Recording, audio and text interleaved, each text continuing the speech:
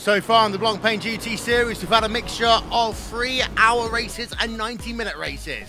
It's another 90-minute race today here at Circuit Park Zolder, and this track is very interesting. The chicanes are where the time is made and lost. However, this is a track where if you run over those curbs too heavily, you're going to lose lap time and potentially get yourself a slowdown penalty. Qualifying is everything here today, as will be track management and nailing that pit stop. And we start our coverage here on iRacingLive, RaceSpotTV and Mundo TV. After these messages, you're watching the 4th round of the Blancpain GT Series.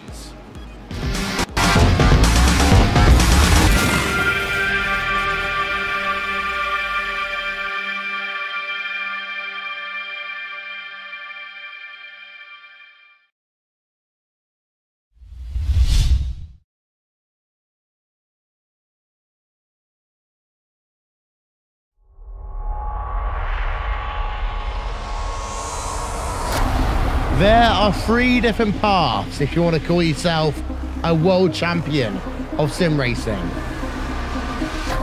NASCAR, open wheels, or endurance racing. But no matter which one you take, you can guarantee that the journey will always be tough, which few will ever complete.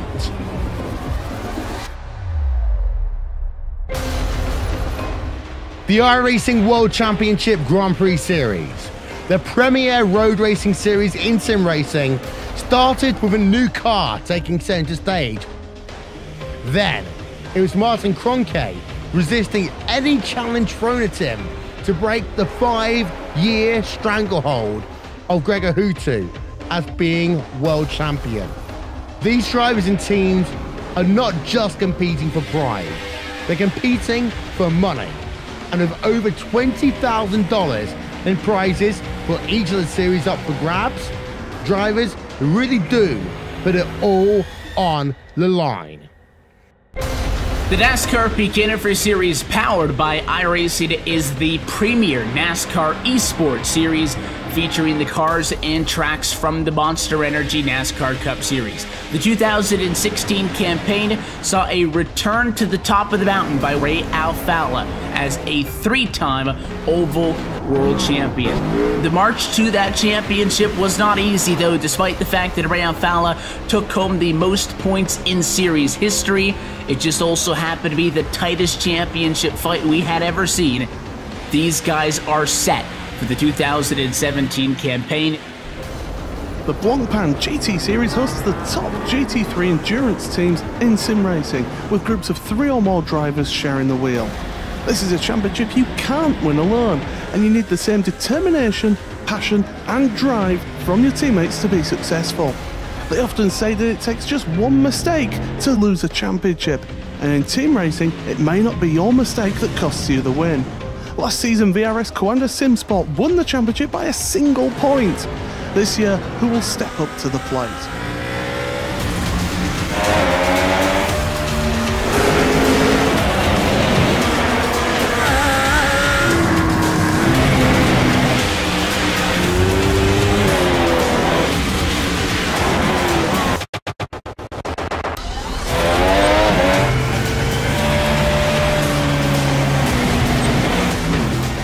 These are the iRacing eSport World Championships, the pinnacle of sim racing competition.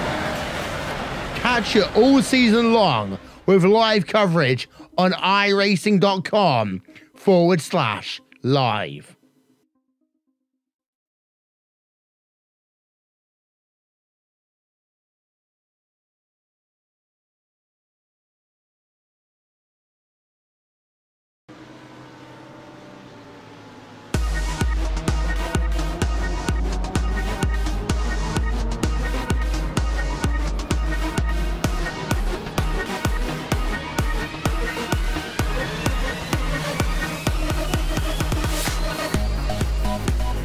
Welcome, ladies and gentlemen, to then round number 4 of the Blancpain GT Series, and welcome to Circuit Zolder for round number 4 of the championship. It's Wilvinson along with Jake Sperry and Randy Chinnock. Special comments from a good friend, Mr. Paul Smith. Round number 4 of the championship, a 90-minute race here today, and that means it's time once again for us to start thinking about a sprint race, Jake. It is, and a sprint race has so much different strategy potential around it here. You've got the idea of one pit stop only, which you need to work out where in the grand scheme of things you need to put it. You need to think about where you're going to come out compared to your rivals, who's going to drop in early, who's going to drop in late. And you also have to worry about this circuit as well. Very tight, very twisty, very technical, and also very bumpy as well. The setup kings have been in full force today. I'm going to add one more very here, Randy, and that's the fact that you'll see there 19 km/h winds. That's a lot of wind for these guys to deal with here this afternoon. Yeah, you have strong winds here at this racetrack. Also clear skies. Relatively hot track, Tim. So it's going to be a slick Zolder circuit out here in Belgium. It should be an exciting one. Setup work for these guys is going to be very tricky at this racetrack. You almost tune the car to be able to hop the curbs more so than you tune the car to race the rest of the racetrack. Because of that, makes finding time very awkward. Also, pit entry here, Will. We don't see a lot of the big series at this racetrack anymore, but pit entry is very, very tricky here, considering you have to deal with traffic when coming down that long into it. And it is a tough straightaway for these guys to deal with here. A tough pit road as well. Qualifying is underway as we speak, Jake. 8 minutes left in qualifications right now. Sim Racing Orange are a 0.3 of a second advantage over Thrustmaster Pro Team. Vendevel Sim Racing White in 3rd. Evolution Racing Team in 4th. Radicals in line, a good day for them today. They are currently in P number 5 in qualifications. Yes, they are here, and when you look at that top 5 different teams inside the top 5, 6 in the top 6. In fact, you can say 9 different teams inside the top 9. That's how difficult it is. Just watching Marcus Lenderman in the VRS Grand Sim Sport #1 machine, reigning champions, that Coanda team, just about to start their final lap here, Will, and it needs to be an absolute doozy. They're currently in position number 12 and 7/10 off of the race pole position. They are indeed. We have got drivers on track. We've got ourselves Matt Backham. He's on board. He's not set a time right now yet, Randy. Matt Backham in that Coanda Sim Sport number 18 machine. We're going to ride on board of him then as Sim Racing Silver moves into 2nd place behind their teammates, Sim Racing Orange.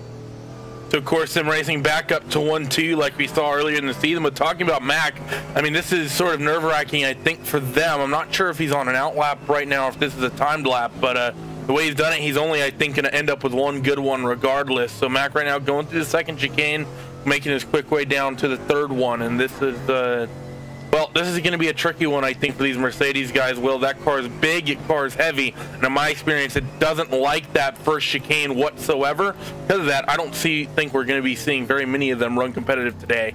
Well, you talk about that first chicane, Randy. Tell us a little bit more about how important that first chicane is to this track. As also, we've got the 2 Evolution Racing Team cars now in position P5 and 6. We've also had ourselves Radicals Online Steel Series move up to the P number 13.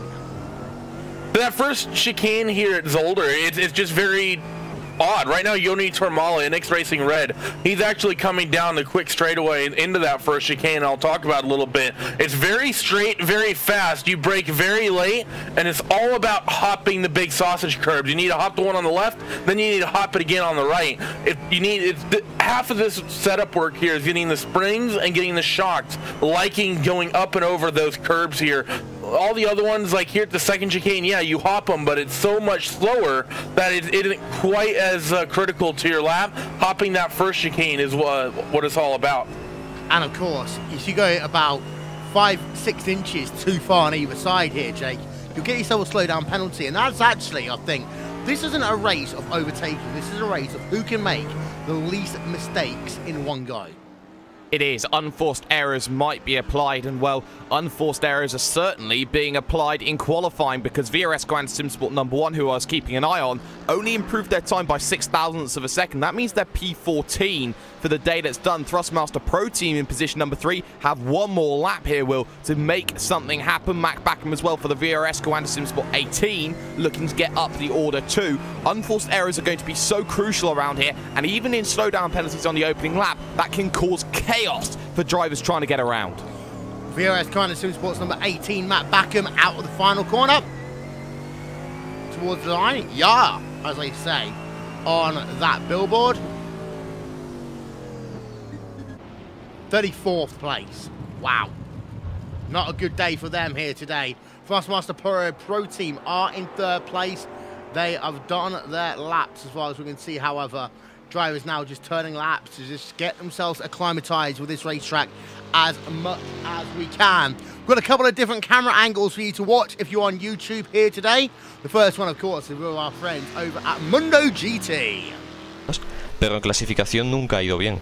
Su mejor resultado en clasificación es un puesto 20 en Brands Hatch y hoy están ahí cuartos. O sea que yo creo que el BMW se erige como la revelación, ¿no?, de este circuito. Veremos que dónde sacan los BMW, por ejemplo, como has dicho tú, Vendaval Sim Racing White, en este caso con Juan López.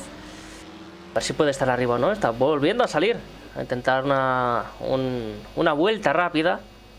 Y está muy apretado ese top 5. Mejor dicho, top 6, porque están en menos de medio segundo 6 coches. Y del segundo al séptimo sí que hay apenas 2 décimas. O sea, Core Sim Racing Orange está en otro mundo. Pero por detrás viene Core Sim Racing Silver a 3 décimas de su compañero de equipo. Siguiendo en el 1.26, uno de los pocos que están en el 1.26, está el Thrustmaster Pro Team, lo que es el antiguo Dar Contigo. Fuera del 1.26 está Vendaval, Evolution Racing Team, que vienen parejitas, con tan solo 13 milésimas de diferencia entre ellos, ¿no? Entre el Evolution Racing, el número 27, y el número... We've also got ourselves the Moocam here today, and the Moocam will be providing us coverage throughout the course of this motor race, as you'll see some of the drivers, well, specifically the Team Bessie cars here, Paul, as well. Team Bessie, we do love them. And even though they are not always at the very front of the field, we want to give a shout out to all the drivers who are having their own battles up and down the field here today. Yeah, absolutely. Good afternoon, everyone. Yeah, it's going to be interesting to see how they get on, and we'll be providing those onboard cameras for Bessie to see how they get on. Currently 39th on the grid as well, and I think that's where they'll be starting from. So, going to be a long train in front of them to look at as we head into the start of that race. Use the hashtag Moocam if you want to get involved and talk about that one in our motor race today. But Jake, what we see then, Corson Racing again at the front of your field are very, very strong. They are incredibly strong, and they have done a fantastic job to get themselves 1 and 2. It's no easy feat to get yourself up on pole position, but to do it by 0.3 of a second, Will, you just have to take your hat off and tip it. Of course, it's not over. There's still a couple of cars that can change the outcome here, the likes of Justin Brunner in Inex Racing Blue, the likes of Dennis Grabowski in the Pure Racing Team Black. More likely, though, we're going to see Inex Racing Blue make that charge as he heads through the Tullayman complex. Randy, about the other teams here today, do you think that they may have sacrificed a little bit in terms of qualifying speed to get a car that works well in the race? You could, but in my opinion, here at a racetrack like Zolder, I don't know if race pace is really the way you need to necessarily be in order to be successful here, because this racetrack, Will, is going to be so difficult to pass. These GT cars are big for this racetrack. They're a little bit fast for this racetrack.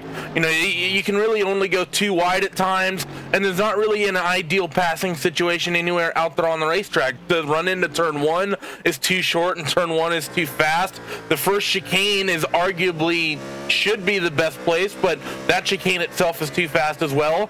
Into the second chicane, it's just not a long enough of a run, and the lines are awkward. It's very difficult making moves here. I think if you came into this race with the plan of being quick in race trim as opposed to qualifying, I think you're going to have a bad day. And also, one other thing we've got to note before we head ourselves over to our race coverage, it is Hugo Luiz's birthday here today. So, happy birthday to you. Happy birthday to you. Happy birthday, dear Hugo. Happy birthday to you. We love Hugo, don't we, Jake? We do. And without Hugo, you could argue that RaceSpotTV wouldn't be where it is today. And you know what? You have to say, happy birthday. Indeed. Randy, talking's over. Happy birthday. I wanted to say happy birthday to Hugo. Go on then, say it. Happy birthday, Hugo. There we are. Let's run yourself through your starting grid then for this round of the Blancpain GT Series.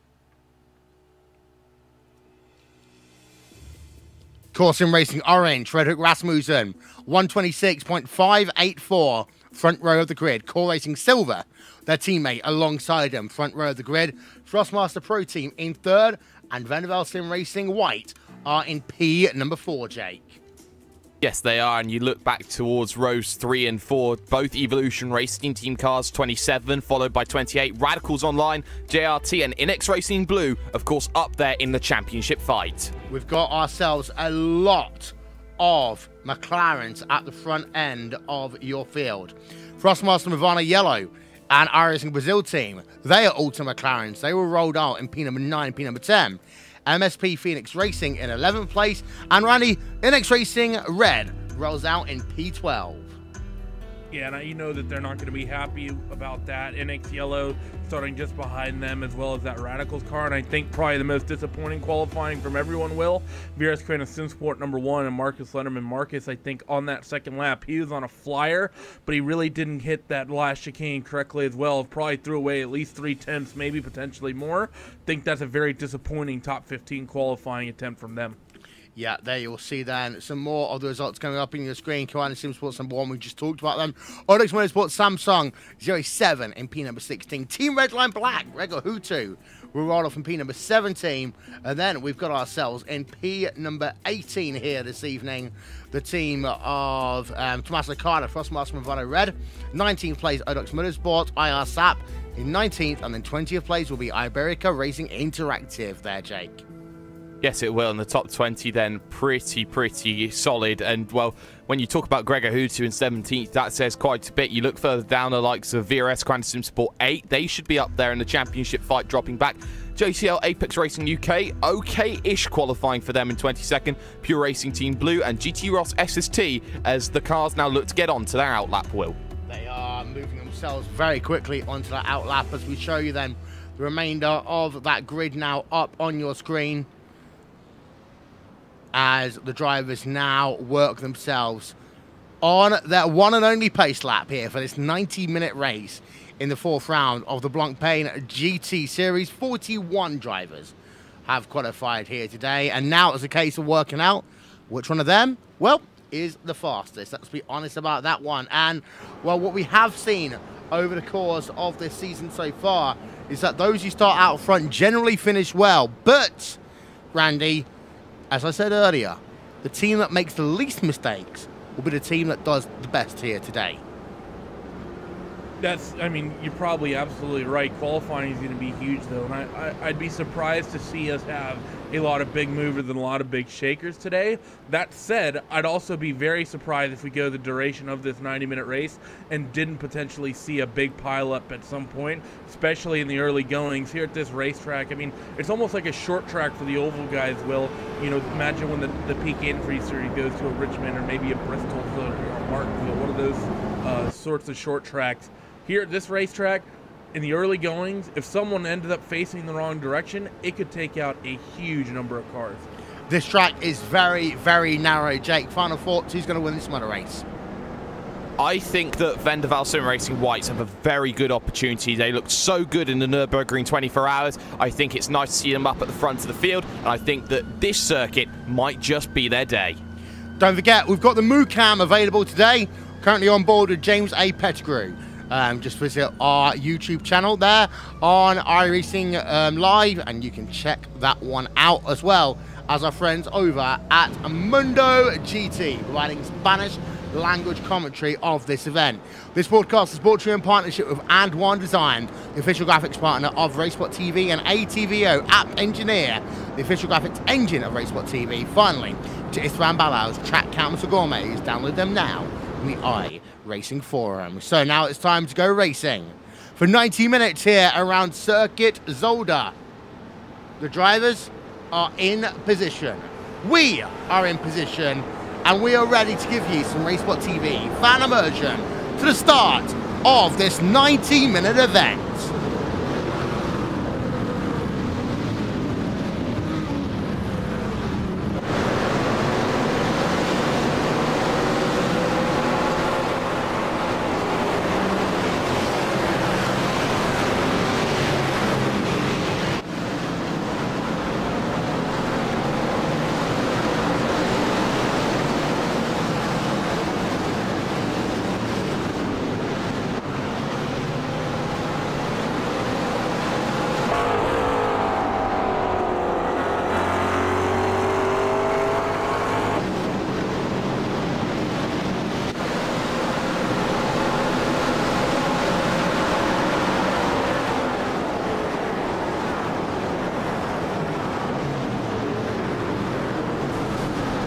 We've got problems down at the first chicane. Couple of drivers involved there. Big crash there. Car almost going upside down. Well, we've got a car almost going upside down. Big problems there. First chicane, Randy. And that's what we were talking about. This was Martin Stritzak, right? Just going into that first chicane, looks like I think he just missed his mark and was almost forced 3 wide. There actually was with a PRT Ford as well as a Glacier Ford, and he went off to driver's left, had a slowdown, and well, Dark Antigo car, the Jim Racing black car was there, sent him around, and that's pretty much race ending. Like we said, incident happens early here, a lot of cars get involved. But towards the front of your field, it's still Core versus Vendeville Sim Racing. They are your top 3 teams as they work themselves to complete lap number 1 here. Live timing and scoring will be available in just 1 moment's time here on RaceSpotTV and on iRacingLive. Don't forget, you can follow us on social media /RaceSpotTV on the Facebooks, and use the hashtag iRacingWCS if you are using the Twitters. Meanwhile, the field, they were very bunched up, Jake, at the start of this one, into that first chicane. Now they split themselves out quite heavily, actually, from lap number 1 onto lap number 2. Yeah, they certainly do. Juani Lopez in the Vendeville Sim Racing white number 13 machine had a little look at Yannick Kiru in the 23 Core Sim Racing silver McLaren. Didn't quite get it through there. Now up into boot and towards Tuleyman. Another great opportunity if you couldn't get it done the first time. Unable to do it. The reason that they're all so heavily bunched up is because there isn't really too much of a long straight around here, Will. It's all about acceleration, and drivers will be looking to set their vehicles up towards that acceleration factor. And because of that, this is why I am very surprised to see certain drivers down the field in, say, the likes of a BMW. Yes, but we know that the Mercedes can get good grunt from a slow-speed corner. As we have a look then at the rear of the field, Markel Racing Bessie there versus Triton Racing. This is for P number 38. That is a close battle going on as we work ourselves a little bit further ahead for your field. We had a spinner? No, we didn't. Just to drive a little bit of technical gremlins then as we go forward through your field. Well, everyone right now, Randy, separated by half a second to a second of each other. We might as well just show you all the cars work themselves through a corner. Yeah, I mean, right now the gaps in your mid-pack, basically from second all the way down the order, is just so tight at the moment, which is what we expected to see at this racetrack. Such a short lap time. They're going to be very, very close. Everyone trying to work their way up to the field. As there is your field, they just work themselves past the start-finish line just there, as we're just going to turn on. There we are. We've got the camera angles working again, shall we? Vendeville Sim Racing white there, Juani Lopez. That is a close battle. Worth noting, though, ahead of Vendeville Sim Racing white is the driver of Core Sim Racing silver, Yannick Kiru. Kiru, though, is 2.1 seconds already, Randy, behind Frederick Rasmussen. It seems to be like we're all aboard the Rasmussen train once again, because 2.2 seconds in the space of 2.5 laps. Yeah, Frederick is just blitzing away from this field out in front right now, and this is a huge gap that he's gotten himself. I don't think all of last season and through the first couple rounds of the championship thus far, I don't think we've seen anyone stretch a gap this large this early. As we can see, 1, 2, 3, 4, 5. Past the start-finish line to complete lap number 3, Jake. Yes, we do a 5-car train as things stand, but that train continues back to the likes of, say, iRacing Brazil team, who are just off of the back of this train here in the 75 machine in position number 9. 10 seconds split the top 16 machines here, Will. That's just how close the battling is early on. And actually, I believe Yannick Kiru is deciding to try and give that advantage away to Core Sim Racing Orange. Granted, they have a fantastic pace in the form of Frederick Rasmussen, but you compare how they're having to save fuel in qualifying compared to the race, there's 1.3 seconds difference between the pole time that Core Sim Racing Orange did and also the race time last time by that Frederick Rasmussen did. So they are saving fuel very heavily in the early goings. You cannot take this car flat out around here during a race period. No, you can't, but it's still the fact of McLaren number 1, McLaren number 2. Vendeville Sim Racing white are the first non-McLaren. They currently run themselves in the 3rd position on track. Behind, NX Racing red, Phoenix Racing, NX Racing yellow, Radicals Online Steel Series. They are battling it out for P number 9, 10, 11, 12, 13, 14 and 15 on track, Jake.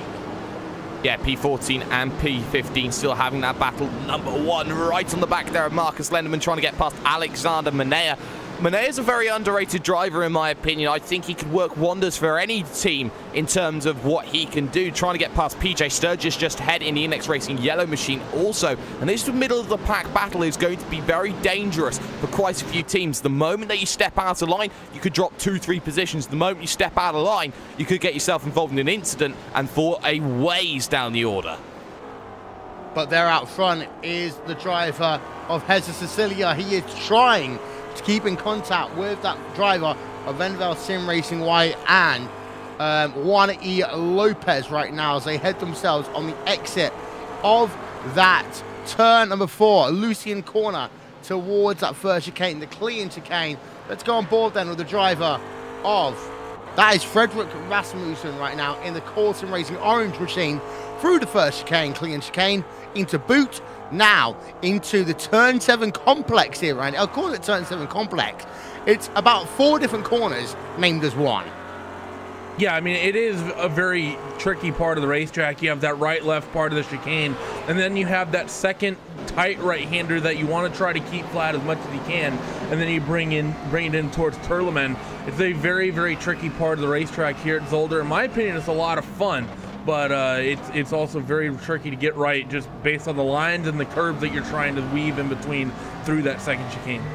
Yeah, as we now go on board the Radicals Online Machine of Alexander Mayer. This is for P number 14 in track. It's outside of your top 10 right now, Randy, but they are battling it out with PJ Sturgis. And, well, the reason why we're talking about this is because you've got PJ Sturgis, Lucas Shestek, Yoni Tamada, Anders Dahl, Bruno DeCarmo, all in the same train right now as they will complete their 5th lap on the motor race onto lap number 6. A lot of the big names in GT racing here towards the tail end of this top 10 and just outside of it, like you said, Bruno, Anders Dahl, Tormala, Jedstad, PJ, Manea, Lenderman, Hutu, Rodriguez. This mid-pack right now, Will, is absolutely filled with talent. Even if you go down to the tail end of your top 20, even down into the top 30, a lot of big names in that region, and Jedstad doesn't get a big run going towards the first chicane. Let's see, does that Mercedes, the Sturgis behind, have a look? No, he does not. They're going to stay in line through this first chicane. Yori Tormala as well, just in front of Jedstad, trying to stretch the gap and keep with Anders Dahl in that Thrustmaster yellow car. At the very rear, I'd say the very rear of your field, it's the last 25% of your field. You got yourself Matt Backham right now, P number 31 here, Jake. He's got Dakota Fripp right now, who is going a little bit faster than him. When's the last time we talked about a Vortex Sim Racing team catching a VRS Commander Sim Sports team, not just in the Blancpain GT Series, pretty much anywhere? Not often is the answer to that one, Will. And Dakota Fripp just trying to close down Matt Backham. Backham's already up 5 positions, though, during this race, so he's made some good progress in the early going. It's also worth keeping an eye out on a couple more teams just ahead, because you've got Next Level Racing TTLR Red, Jared Filsell, and Niels Koch and the Hoytzenfeld Core Motorsports.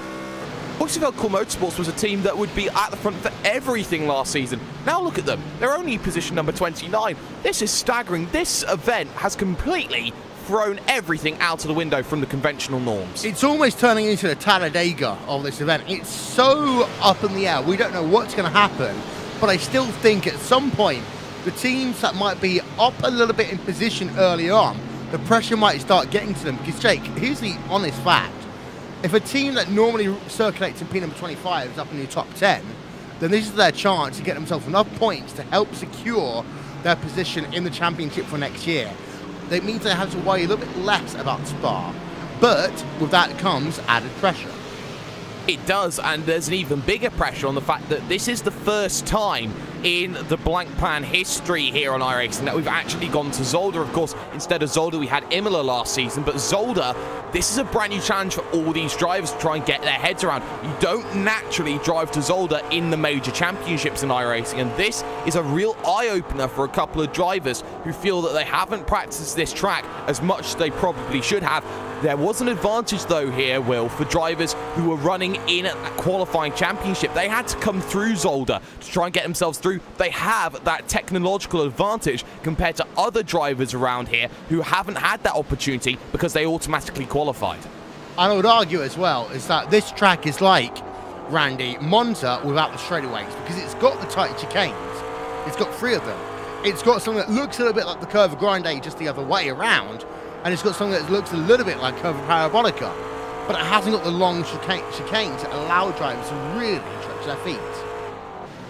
Well, it doesn't have the long straights to allow drivers to really stretch their feet, but it is sort of awkward, isn't it? Because you can draw that parallel, because at Monza, drivers can't get away from each other because of the draft. Here at Zolder, drivers can't get away from each other because the lap time is so short and everyone is so evenly matched. That said, we are starting to get a little bit of a breakaway from a first pack to a second pack. Radicals Online JRT running in 8th have a 3-second advantage now over iRacing Brazil team in 9th.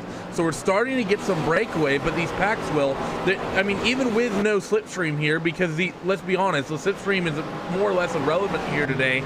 People are still all over the top of one another, and that second pack is still bordering 15 to 20 cars strong. 12 minutes of this 90-minute motor race is scored complete then. PJ Sturgis right on board of him in that NX Racing yellow machine. And actually, one thing, Randy, we're talking about is that the teams that were so strong last year aren't really, as we were talking about running before the championship, in the same position. The biggest one to talk about there is NX Racing, because last year we saw 3 NX Racing cars come 1, 2 and 3 at certain points of the season. NX Racing Yellow, P number 13, NX Racing Red, P number 11, NX Racing Blue, P number 7. Yeah, really the only NX car that's been pretty much on form this season thus far has been that blue car, and really I do think some of the balance performance changes probably have a bit to do with this. Last season the Mercedes, relatively speaking, stronger than it was last season. McLaren also wasn't nearly as good as it was last season, but you come out this year, season number 2 of this Blancpain GT Championship, the McLarens are all looking really strong. And then while there's the names that we saw being strong last year, Will, there's a lot of names we're seeing being strong this year that weren't strong last year. You think about Core Orange, Core Silver, you talk about Dark Contigo, they had a couple strong races. Both the Evolution Racing team cars, that NX Blue car, there's a lot of teams last season who weren't strong that are running strong, and I think part of that has to do with the fact that this McLaren is so fast in this season's spec. And then you've got to have a look at the fact that Marcus Landerman there, Jake, P number 15 in that number 1 machine. So Koala Simsports, again, seem to be on the back foot here. And I don't think that they can really find a way up above, I'd say, about P number 7, unless they have a miracle on their strategy. Well, I wouldn't put it past VRS Coanda Simsport to pull a miracle out of thin air. The issue that they've had, Will, is the fact that they haven't been able to actually make any overtakes during this event. You look at how many positions they've gained and lost. Yes, they haven't lost anything, but they haven't gained anything either in a quarter of an hour. You would normally expect a VRS Coanda Simsport car to have made at least 3 or 4 positions, and the fact that they haven't shows that this is such a difficult circuit, and it might be a case of they will come in early here around the half-hour mark just to get themselves out of their hair and to get themselves some clean lap times to get some jump. What we've actually seen is that the outside line in qualifying seemed to, well, so the outside line at the start of this race actually seemed to work here, Randy, because Vendeville up 1 place, Frostmaster down 1, Evolution Racing Team up 1 place, their colleagues down 1. NX Racing Blue at 1 place, Radicals Online down 1.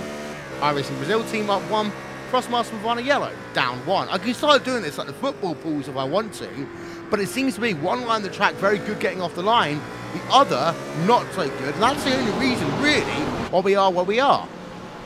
Well, the main reason, generally driver's right is very strong here at the start of this race, because turn 1's a left-hander, so that might sound confusing, but you have to remember turns 2, 3, and 4 are all right-handers. So yeah, you might put yourself someone on the back foot going through turn 1, but if you can maintain any overlap at all, you're going to have the advantage through the next 3 corners. That's why we see so many people moving up spots that started on that outside row. That said, talking about passing here, Coanda may not have gained much here, but no one else has gained much either. You talk about that, Will, top 15, the biggest mover we have has either moved up or dropped down 1 spot, and that pretty much reigns throughout the entirety of the grid. Right now, I think our biggest movers in the early goings are only up 1 to 2 cars. Meanwhile, we're going to talk to our special commentator of the day. That is Paul Smith. And well, Paul, Mad Cow Racing, P number 37 right now, down 2 from where they started. Oh, incident, PJ's third, Thinix yellow. The Quantic BMW gets sent around to Marcus Slenderman as well. A bit of an aggressive move coming from Marcus here at Lucien Bianchi corner. I think the door was there. I don't know, that one's close, whether Marcus being over aggressive or PJ shut the door. Replay. Well, Kawandi was right down there on the curb. NX Racing Yellow is alongside them. We need to get ourselves another look at that one if we can. This is my aerial coverage. Going to stop it here. And we're going to zoom in and have a look at that one. There we are. Coming into the corner. You'll see that Kawandi Sim Sports were way down on that white line. And then our camera angle just changes as they come through the corner. It does seem to be that there wasn't enough room for 2 drivers going to that space anyway, Jake. But both of them into the kitty litter.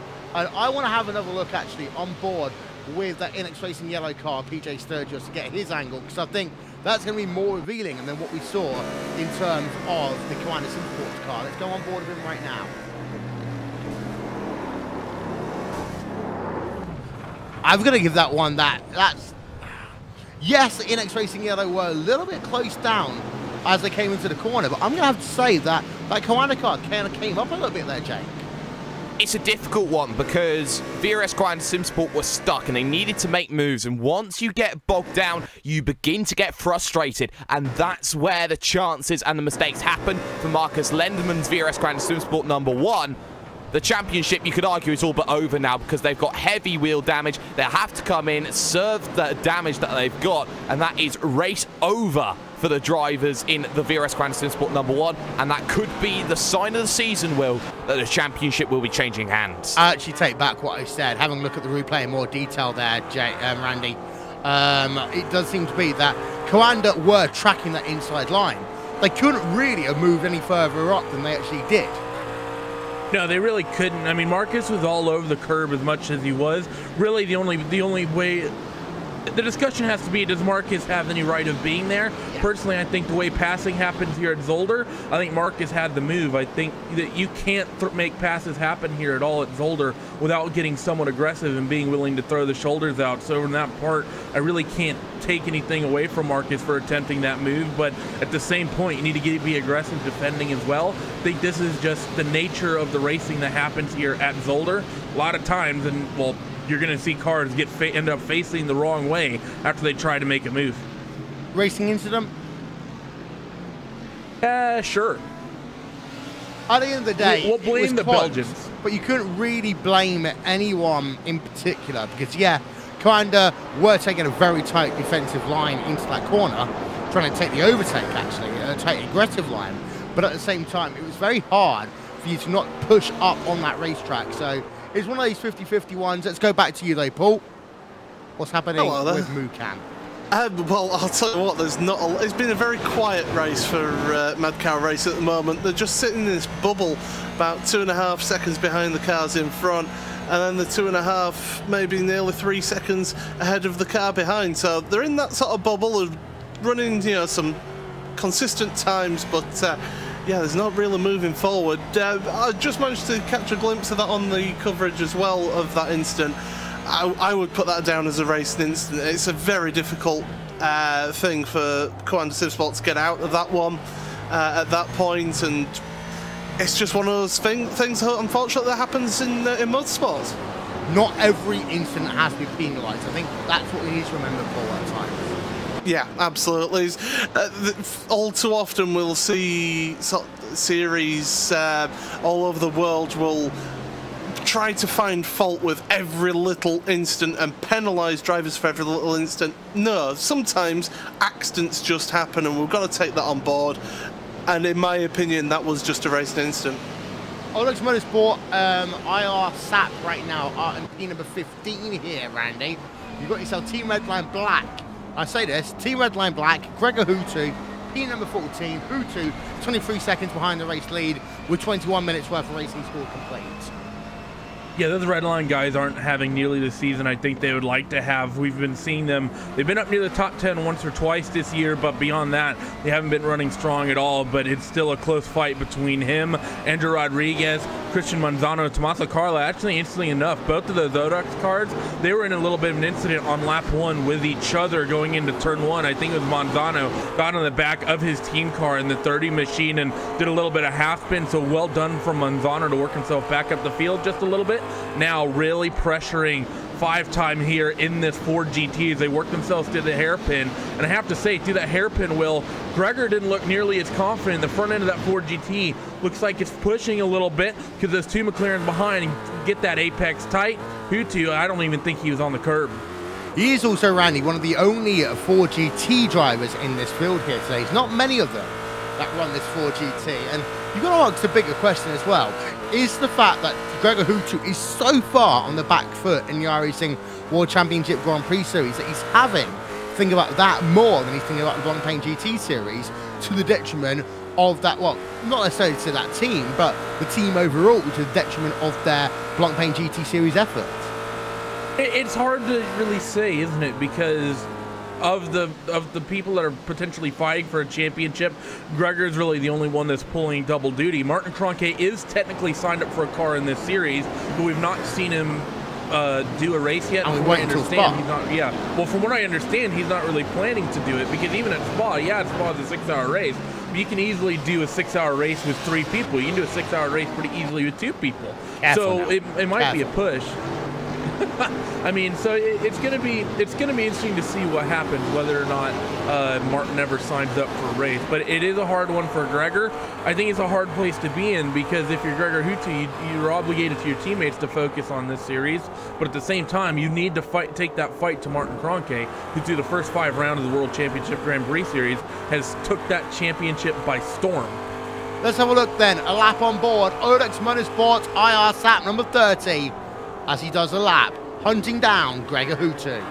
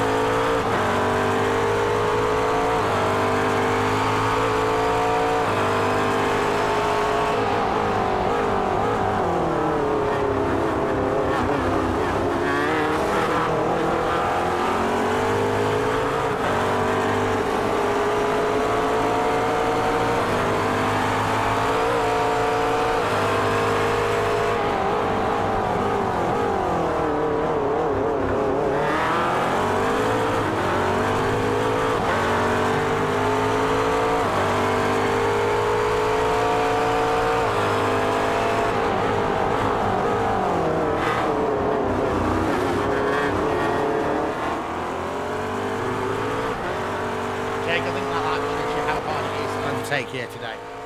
It is, and Andrew Rodriguez, for not the want of love and money, is trying to make sure that he gets those moves, but he just doesn't have enough. He is tucked in behind by about 0.2 of a second at every corner, but still just can't find a way past Gregor Hutu. And for Hutu, this is a nightmare, because he's got to try and get past, or not even get past, but he's got to try and defend from a very, very pent-up and frustrated Odex Motorsport IRSAP machine. And for Hutu, he doesn't want to be fighting for P number 14. He wants to be fighting for race victories. But you have to argue, is endurance Gregor Hutu's best discipline? I argue it isn't. No, I agree with you. Radicals Online Pirates almost making a move earlier over Triton Racing in towards the clean chicane. Again, Radicals Online has to stay behind. So we're getting a lot of near calls here, but not a lot of overtaking maneuvers in this mud race here today. 2 drivers have made themselves long pit stops. Rio Escoan and Sim Sports, #1 machine, Marcus Lenderman here, Jake, as well as Gale Force Sim Racing, Matt Booser, who has come back out on track in the #83 machine. He has, but Matt Booser is about 10 laps down as things stands, has behind him Next Level Racing TTLR Orange in the form of Madison Down. In front of him, Dakota Fripp for the Vortex Sim Racing Red machine. So for Matt Booser, it's a case of about making 75% today, Will, and hoping that he can get himself home. It's a very long way away, though. It's only an hour and a half, and that 75% is a lot more difficult to hit the more laps that you lose. Indeed. So let's go then up your field a little bit. Radicals Online JRT versus Inex Racing Blue and Justin Brunner. Well, last time by, Radicals Online JRT were a couple of tenths to a second faster here, Randy, as they are trying to hunt themselves into 7th place. But we do know that the McLaren is the fastest car from a slow speed corner compared to that McLaren, and that's what the issue is here, really here today. That McLaren might not have the top end speed and all the grunt in the world, but out the corner does seem to be the most stable. It certainly is. That McLaren has some good traction. The other problem you have for at least these BMW drivers, because right now this is this little 6-car, 7-car pack. It's 2 BMWs and the rest is all McLarens.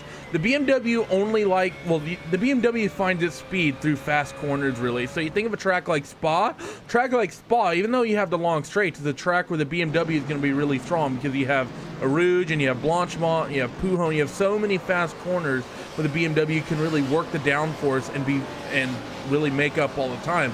You don't get that here today, and because of that, if you're in that BMW, it's going to become very, very difficult to sling passes, especially on these McLarens that are so quick. And the McLarens are not only quick in a straight line, they're also the quickest getting up to speed. So if you are in, say, the BMW, which is the slowest car getting out of these slow corners, compared to the car that gets up to speed the quickest, how in the world do you expect to make a pass without having an incident like we saw happen earlier with Inex and Coanda? Yes, that was a Mercedes and a BMW as opposed to McLaren and a BMW, but I think for these guys, I think with still an hour left to go or so in this one, I think we're going to see that same problem happen at least once more. Well, we've just seen it there with Jared Philsell on the Next Level Racing TTLR Red machine versus one of the core motorsports car of Neil's coach. That was down the second chicane there, Jake. And, well, it was the driver of Jared Philsell that came out the worst of that, and he lost himself a boatload of positions as a consequence. He lost himself, just having a look here, at least 8 positions to Neil's coach.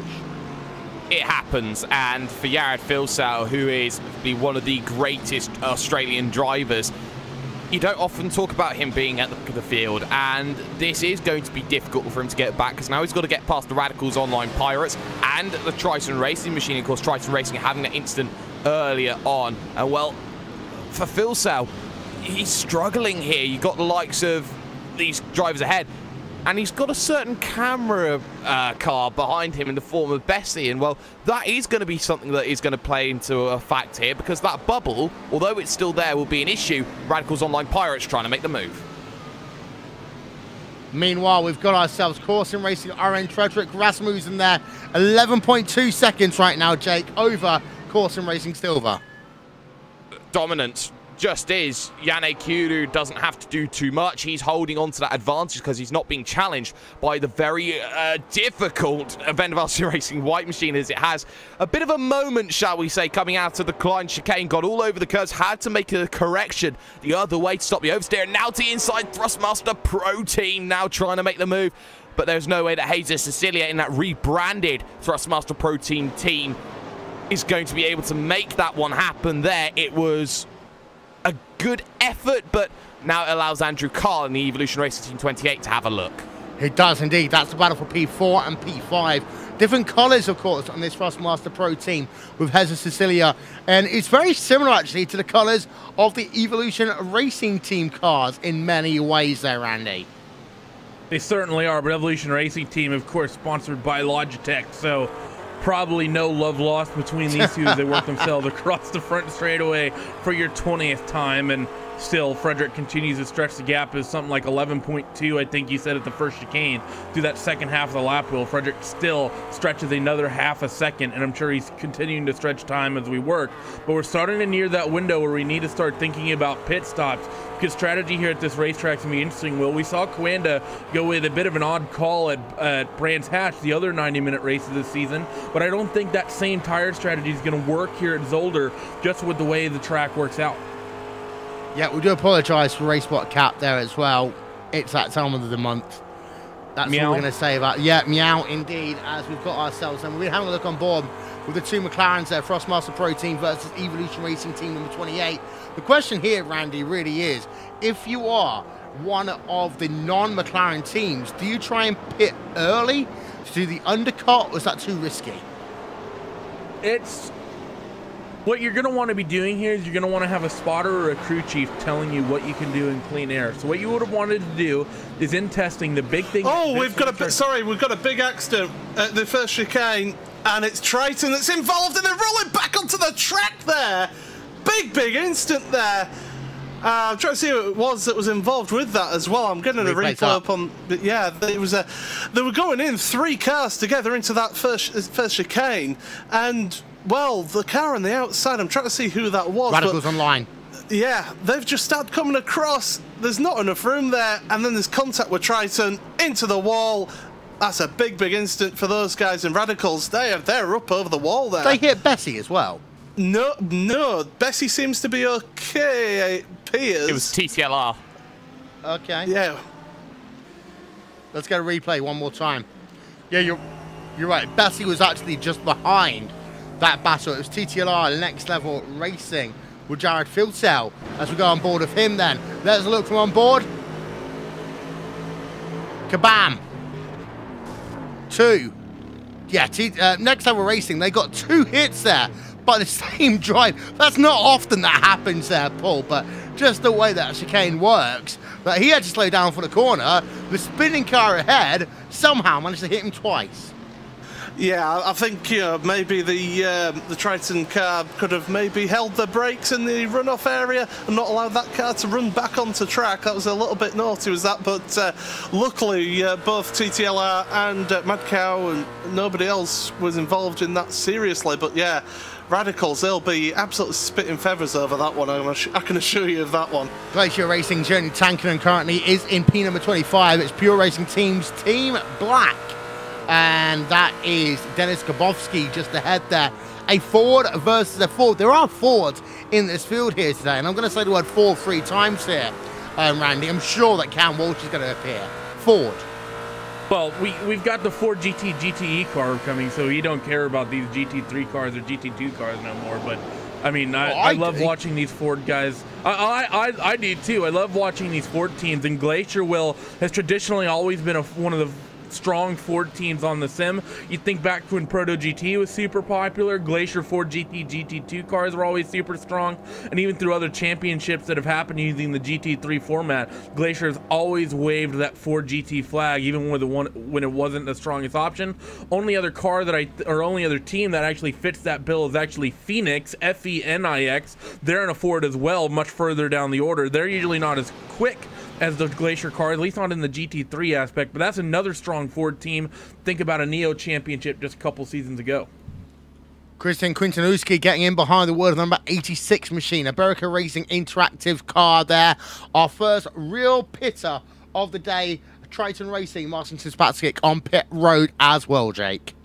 Yeah, and both of them have penalties for hitting a certain amount of an instant limit. They've hit half of the recommended instant limit. They will have a 30-second stop and hold to take with as well. And that's for just collecting too many incidents. And both of those cars were in the wars. I also note that Iberica Interactive 4 in turn number 1 was so lucky in the opening lap of the race wheel to not collect and create a 10-car, 15-car pileup.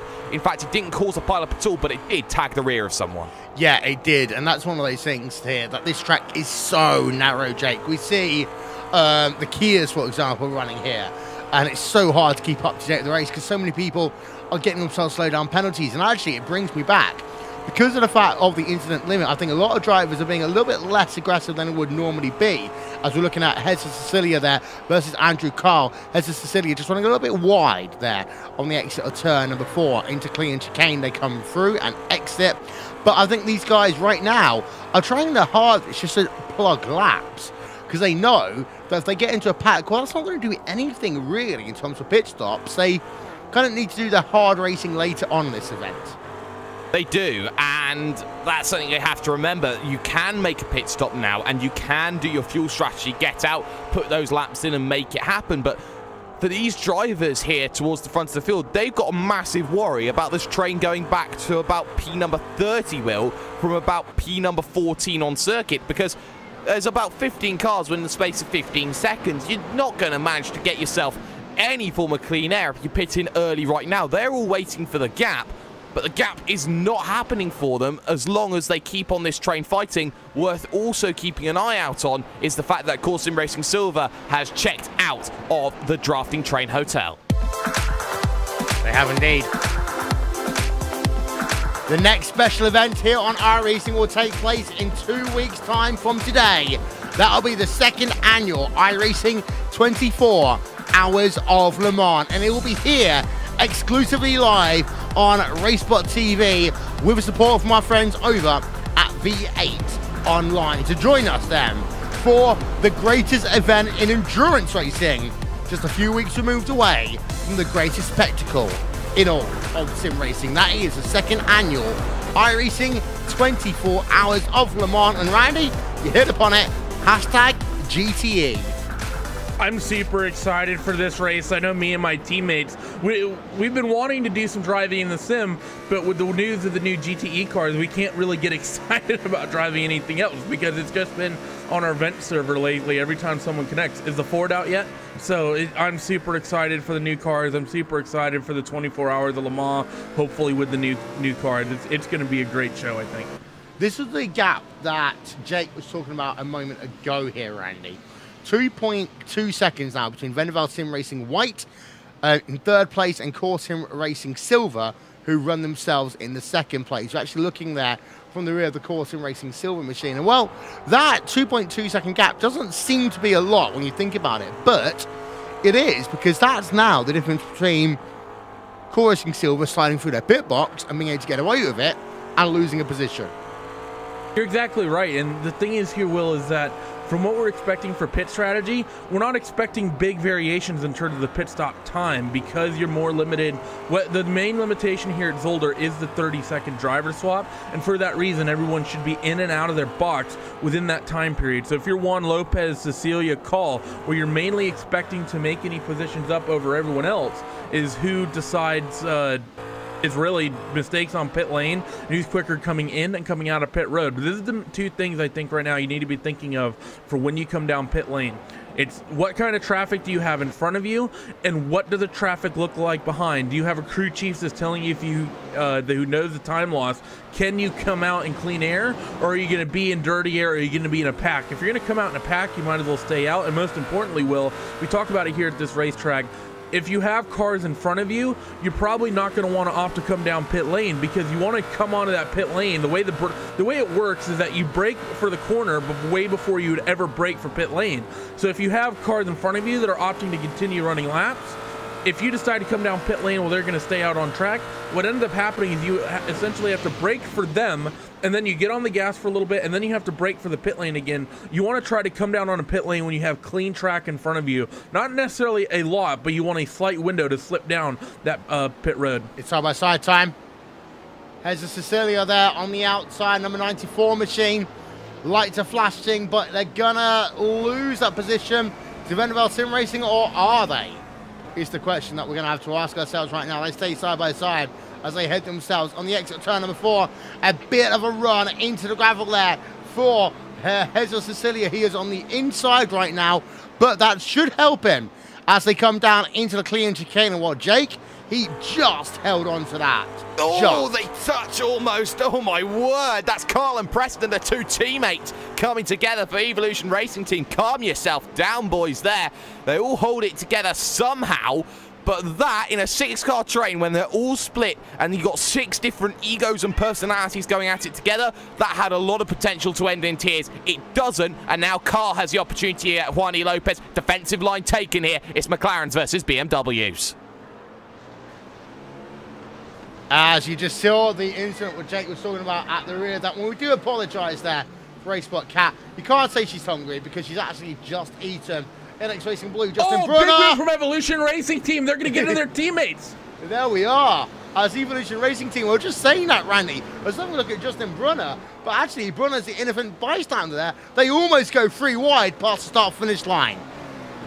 Yeah, these Evolution guys, I have to say, they're being really, really over-aggressive right now. Riley Preston, that was just flat out a dive bomb going into the final corner. And secondly, with Andrew Call, that initial incident that happened with Vendaval, I think Andrew, I mean, the 2 cars, the Vendaval car and the Thrustmaster Pro Team car, side by side in the first chicane, and Andrew just sort of took the normal line as he would, and he got into the back of Juani Lopez. I mean, Juan's always going to be slow in the exit of the first chicane, but still, Riley Preston, a big dive bomb, very lucky to not take out his teammate, and Justin Brunner, rightfully so, flashing the lights in frustration ahead of the Australians. You know what? Riley Preston almost took out his own teammate there. We had a look at the replay there, Randy, and it looks like he just locked up the brake. Simple as that. It's short-sighted just driving. I think either he missed his braking zone or he just flat out thought he could make a super aggressive move happen and that he could maybe slip by Justin without getting into his teammate or something. I don't know, but it was definitely thinking in the now rather than a little bit later on the line. Very, very lucky to not spin his team car around, considering the race they're having and the season that team as a whole is having. At least we know he's not got anti-lock brakes there on that car, but having a look down the field a little bit, you'll notice the fact that we have got ourselves Radicals Online Steel Series. They are currently running themselves in P number 12. NX Racing Red with Yenu Tamala just ahead of them. 2 cars look very similar. We go on board there with the Radicals Online machine currently in that 12th place. NX Racing Red in P number 11. Any other battles worth noting right now, Jake? You've been looking at this battle in the mid-pack that's opened up. Rodriguez has lost the back of Hutu, but you still have a nice 3-car train. Pure Racing Team Red, Jim Racing Black, and Pure Racing Team Blue here. Maximilian Venik, Milko Melkala, and also Maximilian Beneke there as well. And just ahead of them, you've got the likes of Frostmaster Pavana Red and the Odox Motorsport Samsung 07. This 5-car pack fighting for the top 20. Beneke getting close. And after a race victory at Silverstone last time we were here in this series, to fall back to position number 20 after starting P30 on the grid, that's a poor day at the office if ever I saw one. Yeah. Just having a look on board then with that driver, Tommaso Carla, on the exit of the clean chicane. Now a little left-hander through boot. Down towards the second of those 3 chicanes here at Circuit Zolder. Well, next time by, halfway through this motor race, the question is going to be then, how long will Core Sim Racing leave it now, Jake, to come towards pit road? An hour probably is going to be the right answer in this one. I think that when you look at these drivers looking to make stops from this sort of stage, you don't half and half it from here. You go for the hour. You hope that you're okay on tyres. You probably will be and won't need to change them. You might need to change maybe a front right maybe because you're spending so many times on right-handed corners. But the general consensus is you put less fuel in the car and you get yourself going again. And if you've only got to put in half an hour's worth of fuel, do it at the end. There's no need to do it in the mid-pass of the race and sacrifice yourself on time when you get caught in a battle that isn't your own. Well then, ladies and gentlemen, 46 minutes remaining in this motor race. Don't forget, Mundo GT commentary is available here today. Let's check in with those guys. Información de dar contigo. De momento, por detrás seguimos pendientes de la pelea que tenían los dos de Evolution Racing Team con Andrew Call y Riley Preston. Están separados por un segundo.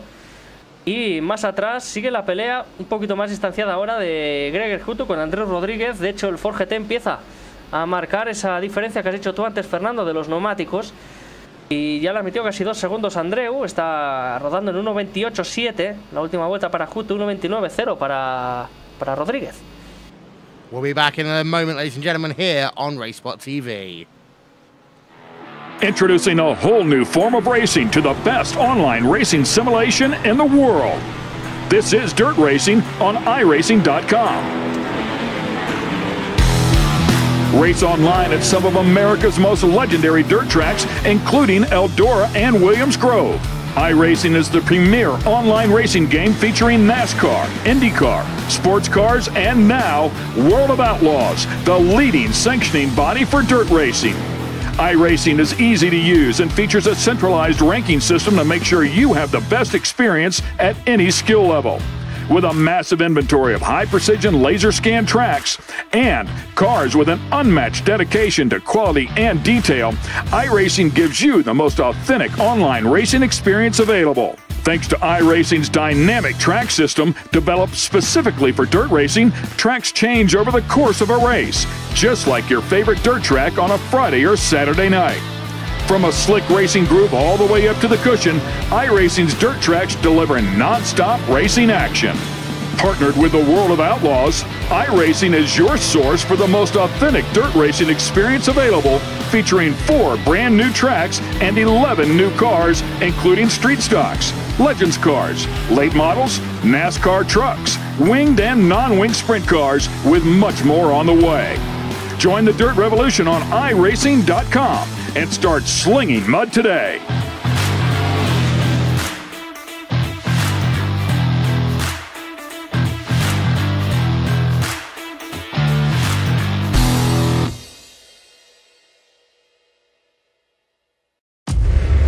iRacing, you wanted the best, you got them for abreast. Often imitated, never duplicated. The greatest show on dirt, the World of Outlaws.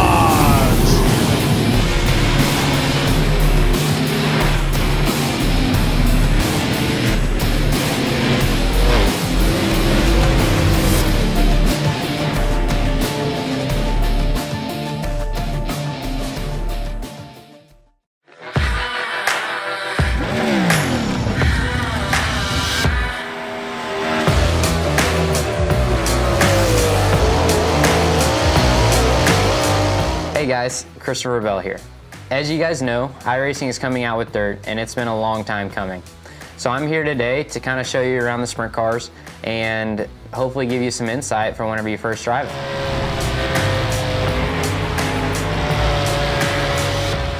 So here we are at Williams Grove, gonna go out and make a couple laps in the 410 wing sprint car. I'm on default setup with a gear change to a 522. As we roll out of the pits, you guys might notice that the car wants to pull left and you have to hold the steering wheel right to go straight. That's normal for a sprint car because you have so much stagger, it's always trying to turn the car left. Once you get up to speed, that goes away. Going down the straightaways, Williams Grove has really long straightaways and really tight corners.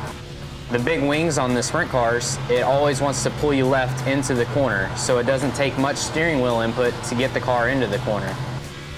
A big key for the wing sprint cars is that they always like to go straight. They don't like to be too sideways. So the less steering wheel input you can have and the straighter you can keep the car, the faster you'll go.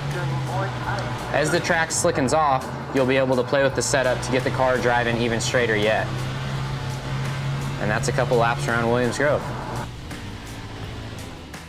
So here we are at Eldora Speedway. I'm on baseline setup with a gear change to a 511. As we roll out at Eldora Speedway, one thing that you'll notice is that the corners are really sweeping and it's almost a circular shape. The big thing about Eldora is just keeping that steering wheel straight. The straighter you keep the wheel and the less steering input that you give the car, the faster you'll go. The fast line around Eldora will be right around the inside wall in the corners and then with a big arc towards the outside walls down the straightaways. Then once the track slicks off, you'll be able to follow the groove up towards the outside wall, where the famous Eldora Highline comes into play.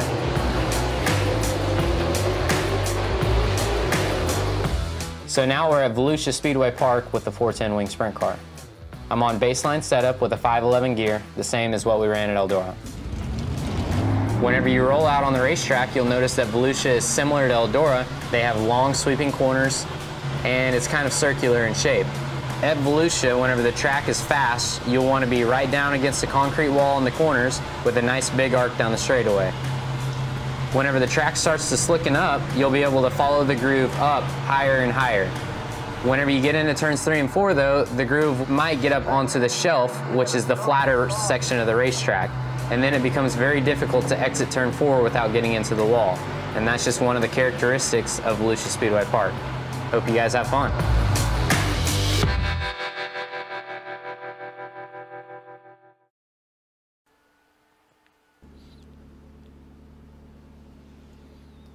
Frostmaster Nirvana yellow on pit road with Luke Van Schaik right now.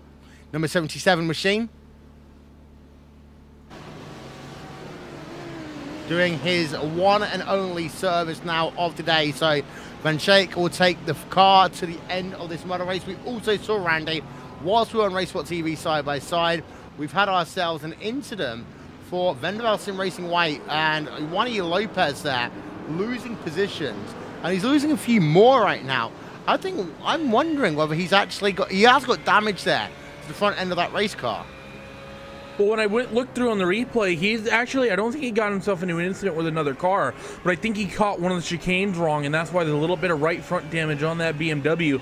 I don't know if that's why he's so far off pace, or if maybe the tires have just completely fallen off for him or something, but he has, in the last handful of laps, dropped about 5 spots, and he's continuing to lose time to Bruno DeCarmo. And actually, looking at Lopez, a lot of these cars in front of in this second pack will suddenly way off pace. Look at Andrew Call and Riley Preston. They're still doing the mid-28s, which we come to expect. Ricardo Castroledo did a 30.3, Justin Brunner a 30.8, and a 30.5 from Lopez. That second pack has just slowed way down. Tires falling off the cliff. Yeah, they're all fighting each other, and maybe here, Jake, tires are starting to fall off the cliff. Maybe a little bit, but when you get your cars side by side throughout the entirety of Tuleman, I wouldn't be surprised to see a driver lose a second and a half battling it out, because you can't get on the power the same way that someone else does. This lap will be the big indication to see how much time they're losing now while they're all in technically clean air and getting themselves through. But the fact that they were side by side throughout the entirety of Tuleman, that is enough precedence to say you can lose a second and a half. For Juani Lopez, it's a little bit different with the damage on his front nose. Yeah, indeed. So, as we're having a look on board then, we've got Alexander Mayer in the Radicals Online Steel Series machine as he comes down into Boulderberg's Haspel box, turn number 8 on track. Now into the Jochen Rindt corner as well. That pit window is now 1-3 open. We have seen 1 or 2 drivers coming towards pit road. I wouldn't be surprised to see a couple of these teams in the mid-pack coming in the next couple of laps here, Jake, because it may well give them that leapfrog opportunity. It may give them that leapfrog opportunity. If I was, say, a Radicals Online or an NX, I'd pit now. I'd say, what do I have to lose here? I've dropped back about 2-3 seconds here from the drivers I was fighting for earlier on in this race. I can gain 3 seconds here if I really use the tyres to my advantage, and then I've got to play defense on a circuit which is nigh on impossible to overtake. I think taking that strategy and going early is what a couple of drivers have to do here, and they all have to work with each other here and think, where is my next battle going to be? Where am I going to be gaining that time? I think the drivers on the pit wall are maybe playing a little bit too chicken, in my opinion, Will, to go outside the box and try something here. I think you have potential to go make something happen, but you have to do it yourself, and someone's got to do it or nothing's going to change. And also, I've got to ask you another question here, Jake. Bouldersburg Haspel, sorry, I'm going to say that again. Boulderberg Haspel box.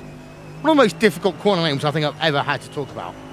It is. Translated as the Boulderberg hairpin there, Will. It's a very difficult corner. It's narrow, it's small, you can send one down the inside, but then it's a very difficult burst through Jochen Rindt Jackie X as well. Boulderberg Haspel box. A very difficult way of pronouncing things. Try and say that 10 times after drinking a few bits of vodka. Not going to work. Don't forget, drink responsibly, ladies and gentlemen. Drink responsibly. On board a Pure Racing Team Red, Maximilian Beneke right now. And he will stay out and do another lap, as we have actually got MXP Phoenix Racing on towards that tight and narrow pit road here, Randy. Yeah, everyone coming down pit lane pretty much at this point. The window's definitely open. I will say that I disagree with Jake. I think when you're coming down with a pit strategy here, you want to, tires aren't the issue, because I don't think we're going to see a lot of teams really taking tires here whatsoever. The main issue is going to actually be fuel. You want to keep that car as light as you can, as long as you can, and for that reason, it does favor running the car a little bit longer. I think the other strategy that we didn't really see it, but it could have been could have worked out, is actually having a slower driver qualify the car, because you put the slower driver in, no one can make passes anyways. You just put him in, and then you put your quicker driver in to the end of the race. Then you get him a little bit of overlap, where there might be slower drivers out on track right now. But Gregory Tansen getting into the MSP and Racing 1 machine, he's out and away. Pretty quick pit stop there. Question is going to be, when do the leaders start coming down pit lane, as we're 55 minutes in, and we know these cars are only usually good for about an hour's worth of gas. And at this racetrack, you actually do use quite a bit of fuel because of all the stop-start. So you're implying pick him off one at a time at the end, compared to running that traffic early on, when we know that the little draft that we do have makes it hard to overtake, especially from the run from Canal Box all the way down to Cleon Chicane.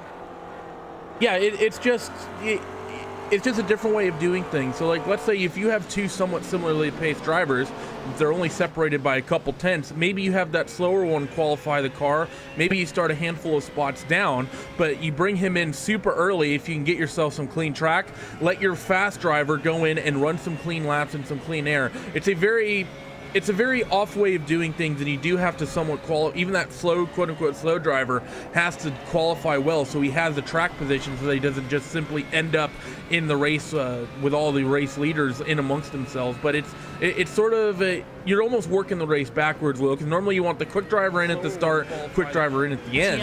However, at this racetrack, no one can make passes, and if the fast drivers in traffic, you're not really getting out of the most of them. So you'd rather have your slower driver in at that time, I would say, and get your fast driver in now, or even 30 minutes ago, when the race and the track has really opened up in terms of the way the traffic's currently running. Let him be able to stretch his legs, and maybe you are able to pick up some spots towards the end. Paul, any update there on Mukam? Yeah, certainly we've got a bit of a change position here. Inex Racing Yellow, the recovering Inex Racing Yellow, making the move down the inside just now, just as it happens, and they have gained that position on Mad Cow Racing. Bessie is still fighting away, but you would imagine that PJ Sturgis will be able to just slowly, gradually pull away from them. They were lapping about 7 tenths of a second faster per lap, so Mad Cow Racing Bessie yet to make the pit stop yet, down in 29th place. Well, that is Bessie. Actually, that's not Bessie. That's Inex Racing Yellow. PJ Sturgis all the way down in P number 28. And well, for a we driver, got things to talking about. Evolution Racing Team got themselves a black flag. So Evolution Racing Team, then, that's going to hurt them dramatically. I was going to talk very quickly, Jay. I was going to see ERT coming in a moment's time about PJ the 28 Sturgis. car, by the way. He came here in the second place last year in the Peak Antifreeze Series, has never won a World Championship race in terms of the roadside, and we thought that he was going to do it in the Blancpain GT Series, but doesn't seem to be that Inex Racing Yellow car has been able to do so. As we'll of course keep our eye out then on the Evolution Racing Team car that's going to have to now make themselves a 30-second stop and hold penalty. They are, and it's Andrew Carl's 28, which was the car ahead in this situation, who's P number 3. Thrustmaster Pro Team have dropped a position then during that lap and have made a hash brown of things, shall we say, as you can see, easily onto lane for Andrew Carl, and that will mean that also following in is Thrustmaster Pro Team as well. So Thrustmaster Pro, oh my word, Thrustmaster Pro Team almost taking the barriers with them then as they try to go through, takes the yellow marker cone along, but that was very scary. But Evolution Racing Team, you can't blame them. They've been scrapping, they've been hitting each other, and they've only got themselves to blame. Yeah, and that almost there, Jake, could have been catastrophic on pit road there. It certainly could have, and a blocked pit road harkens back to, say, Neo Endurance and, or was it Gathering of Tweakers that they had at the Nürburgring? It was VLN that they had at the Nürburgring where that happened. So many series go to the Nürburgring, it's fantastic. But now you are starting to see that. But to go back to the point of Inex, I think they've been a little bit too, you know, laid back and relaxed over the winter testing period. Well, I think that they've got to really pull their ear out for the second half of 2017 and even into 2018 to get anywhere near close to where they were, because it has been a very disappointing season for them. It has been.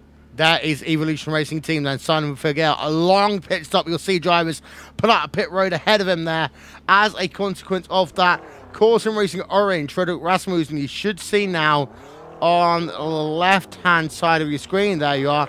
More drivers going past there, out of pit road. And well, for Evolution Racing Team number 28, that's a horrible way to end your motor race, really, Jake, because that realistically now is the end of your motor race. It is. It's going to be about how many points they can recover from where they are. Leader is in as well. Izino Brunner's in. That's the car that I was looking at. Justin Brunner's in. X Racing Blue is in. Looking at Core Sim Racing as well. Also in the form of Fredrik Rasmussen. Isaac Price now behind the wheel. So race leader's in and trying to find a bit of clean air. But the issue is going to be how much traffic are you going to be in once you are in that pit stop window and you're out and away. Well, for Isaac Price, then, he gets behind the wheel of that Core Sim Racing Orange even. Of course, he left Inex Racing a year ago. Core Sim Racing Orange car. Out and away, 38.2 seconds he will go. You feed literally into traffic here.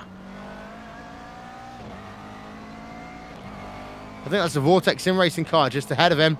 Actually, no, that's the number 86 car just ahead of him. That's a lap down car. That will be of favour because he should now move out the way in towards that first chicane. But the driver officially ahead is Dakota Fripp in that Vortex Sim Racing red machine as they now come down in towards that first chicane one more time. That means your new race leader is Riley Preston in that Evolution Racing Team number 27 machine. Should be on pit road this time by Randy. Of course, a lucky escape earlier on after some big moments. Yeah, absolutely right about that. I mean, we should be seeing most of these cars come down pit lane in the next couple laps, and that's actually the one saving grace for Isaac Price right now in that core orange car, because you have all these cars that, yeah, they're still out in front of him, and even if Christian Kunineski in the Iberica Racing Interactive number 86, even if he is lapped down and doesn't adhere to the blue flags, he's going to be limited by fuel here in the next several moments, I think, for sure. Radicals Online, they continue to go around, again, currently scored as your race leader. Everyone else looks like they're coming down pit lane, but those two Radical BMWs actually will getting some fantastic fuel mileage. They go around a couple extra laps from everybody. So PRT come out. Number 4 machine on pit road. Driver change for them. Driver change at Evolution Racing Team. Benjamin Smith now getting behind the wheel of that one. As we work ourselves through that sequence of pit stops then. Evolution Racing Team should come out ahead of Vendaval Sim Racing. Lights and engines are a revving. Indeed, Benjamin Smith will come out first. Out and away he goes. 30.9 seconds on pit road for him. Comes back out behind Core Sim Racing Silver and Paulie. So it does look to be that Core Sim Racing will maintain 1 and 2 in this motor race here, Jake. Yeah, 1 and 2 is a fantastic effort from the pair of them. And, well, Maxime Pauli just needs to just keep his nose clean, and he won't really be challenged by cars behind. He has that gap to Davide Alexi Jordan in the Thrustmaster Pro team. And this is where you can argue the quote-unquote slow driver effect comes in for Davide Alexi Jordan, because he's got to now try and get himself home and hope that there isn't going to be too much to worry about. Another car drops in. That's Maximilian Benecke for the Pure Racing Team Red team. But yeah, Randy, at the same time, you could argue for the driver that, well, you know that team are going to qualify in the top 3 or 4 as PRT Black are on towards pit road, as Jake just alluded to. You would argue that actually in those circumstances, you want the faster driver to do the first stint and not the slower driver, because that will give you the buffer then to enable your car to maintain that race lead at the end, knowing how hard pit stops are here today. As we've also got JRT Radicals Online, Hikes and Core Motorsports, and many others. We've got ourselves Vortex Sim Racing Red, Command Sim Sports, PRT Red, PRT Black, all on pit road at the same time. Yeah, everyone else coming down. I actually don't think Coanda has not made their pit stop yet. Rocca Barone's still out there in that Mercedes, so good fuel mileage from him. But talking about that, Will, yeah, I mean, if there's enough of a pace advantage, you always want that faster driver in the car first. But it's more of just there is an alternate way of doing things if the pace is close enough that you can potentially make work out. But right now, waiting for the field to pretty much get itself refigured out after all this pit stops, and we should be seeing, unless it was a big mistake from Isaac Price or Fredrik Rasmussen, we should be seeing those core guys well out in front. Well, here's a controversial question here today then, Randy. Who's the most disappointing team? Because we've seen the fact that Core Motorsports have had a bad day here today. So have that team and that car of Command Sim Sports. Core Motorsports hasn't had a very good season thus far. I wouldn't say they're disappointing in terms of this race. I'd say overall as a whole, their effort this season not been great. At Monza, they didn't have a good first round. Brands Hatch didn't really strike fire either. At Silverstone, they got part of and arguably caused that big lap 1 incident, and then here again, I mean, they're in the top 10 at the moment, but that's mostly due to the pit stop sequences. They are another team that has yet to come down pit lane. Oh no, they just came down pit lane, so they should be getting shuffled back down the order shortly. So Heinz-Core Motorsports, they're basically are where they've been running this season. That I think it has to be that VRS Quinn SimSport #1 machine car, Will, because that's a car that coming into this still had a fair chance at this championship. And then getting into that big incident, I think pretty much put their hopes and dreams, well, likely buried them, considering they didn't have a great race at Monza and two bad races out of the 6-round schedule. You really can't have any hopes of winning the championship now unless basically 4 or 5 other teams have some major issues. Jake, what about your thoughts? I think there's been quite a few teams that have disappointed, but by the same recognition, there have been teams that stepped up to the plate and proved who they are. I think that actually Inex have been a very disappointing team no, in fact, scratch that. I'm not going to say Inex. I'm going to say Team Redline has been the most disappointing this season, because they had a car inside of the top 5 fighting for the championship last season. Granted, they've had a little bit of bad luck at the likes of circuits like Brands Hatch. But with the pool of drivers, with the 4 drivers that they have in that team, when they have Gregor Hutu, when they have Ollie Pakala, when they have Tommy Hacker, and they have Enzo Benito, the fact that they are struggling to get even top 10s at times, top 20s, that is something that you have to look at. You can argue at times that you can say they can be a team that is there and does very well in Formula 1, but they are by no stretch of the imagination an endurance team. And I think that's the biggest fault with Redline right now. And I'm going to go Stephen A. Smith here right now. At the same time here, though, Randy, you know, Team Redline, we never thought that they were going to be the best team in the Blancpain GT Series. They've got the talent, but this isn't the car for them. For Core Motorsports, this is that. They were the best GT team in the world last year, in my opinion. I think they got it wrong with the BOP. They went to that Mercedes, and I think coming into the season, I don't think a lot of people realized this McLaren was going to be as strong as it was. I don't think people would have predicted that you would see Core Sim Racing Orange getting the pole at every single one of these events. I think that's the main storyline coming into this championship for a lot of teams. I think that caught out Redline. I think that caught out all the Coanda teams. I think it caught out both of those Core Motorsports teams. I think the big storyline of this championship thus far has to be how strong the McLarens have been. I mean, look right now as they run, basically top 5 right now. There's one BMW in the top 5 with Radicals. There's also a BMW doing well as well. Actually, a few of them, 2 Radicals cars and Vendaval. But really, McLaren, I have to say, storyline of the championship thus far. So let's run you then through your top 8 here with 22 minutes remaining in this event. Core Sim Racing Orange leads the way now by 22, almost 23 seconds over their teammates, Core Sim Racing Silver. Evolution Racing Team are in 3rd place. Good job then by Evolution Racing Team number 27. Of course, they were almost in a big incident with their own teammates earlier on in this event. Radicals Online, JRT are in 4th. Frostmaster Pro Team in 5th. Radicals Online Steel Series in 6th. Inex Racing Blue and Vanderbilt Sim Racing Vanderbilt Sim Racing White round out your top 8. Let's give some credit for the moment to the Radicals Online team, because they've come in this season. You're not that good this season, really, Jake, in the World Championship Grand Prix Series, but P4, P6 right now in the GT Series.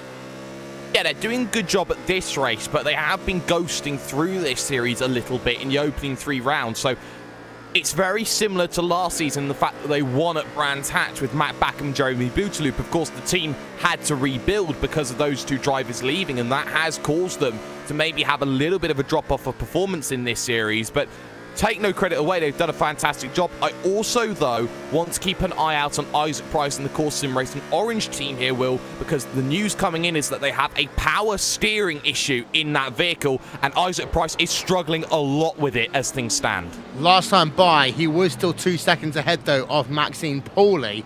Lap time is at the line. 1:29.7 for Isaac Price. He's still a faster, Jake, than he was to his teammate Maxime Pauli. So he might be losing time, but he can afford to lose 2 seconds a lap right now. He can, but this is the issue. He's got to do those next 22 minutes without too much power steering at his disposal. Or 29.5 that time, actually, for Maxime Powell. He closed down 3/10. But they have that buffer to work with, and that buffer was made by Frederick Rasmussen. Now that the issue has come in for Isaac Price, any corner now is a danger corner for him, if it wasn't so already, because he doesn't know now what he's feeling on the circuit. He's now relying on his ears and his eyes, and he is now not relying on his sense of touch. I would say, though, that 22 seconds is arguably enough gap here, Andy, for him to maintain... I mean, if he finishes 8 seconds, I wouldn't be surprised ahead of Maxime Pauli right now. He can afford to allow this lead to slide a little bit. But still, for course sim racing as it is, there's 27 seconds between Isaac Price and Evolution Racing Team number 27. Two things here. Course sim racing orange, they can afford to take it light. For Evolution Racing Team, again, a fantastic job here today. Yeah, they've had a good run. Both cars are running strong in the top 5 here today. We have some intense fighting, though, happening out there on the racetrack. Zach Thomas and David Alexis Jordan, they were side by side last time by. Zach Thomas putting himself in the top 5. David Alexis Jordan, though not out of the woods just yet, has a very hungry Simon Cattell, Jake Sturgios, and Santeri Kukkonen behind for company as well. And keeping an eye on Miguel Martin, his pace hasn't been that great since getting into the car in that number 99 Radicals machine. That said, he does have a big of an advantage to the cars that are running behind. Ladies and gentlemen, it's time for a MooCam update brought to you by Paul Smith. Paul.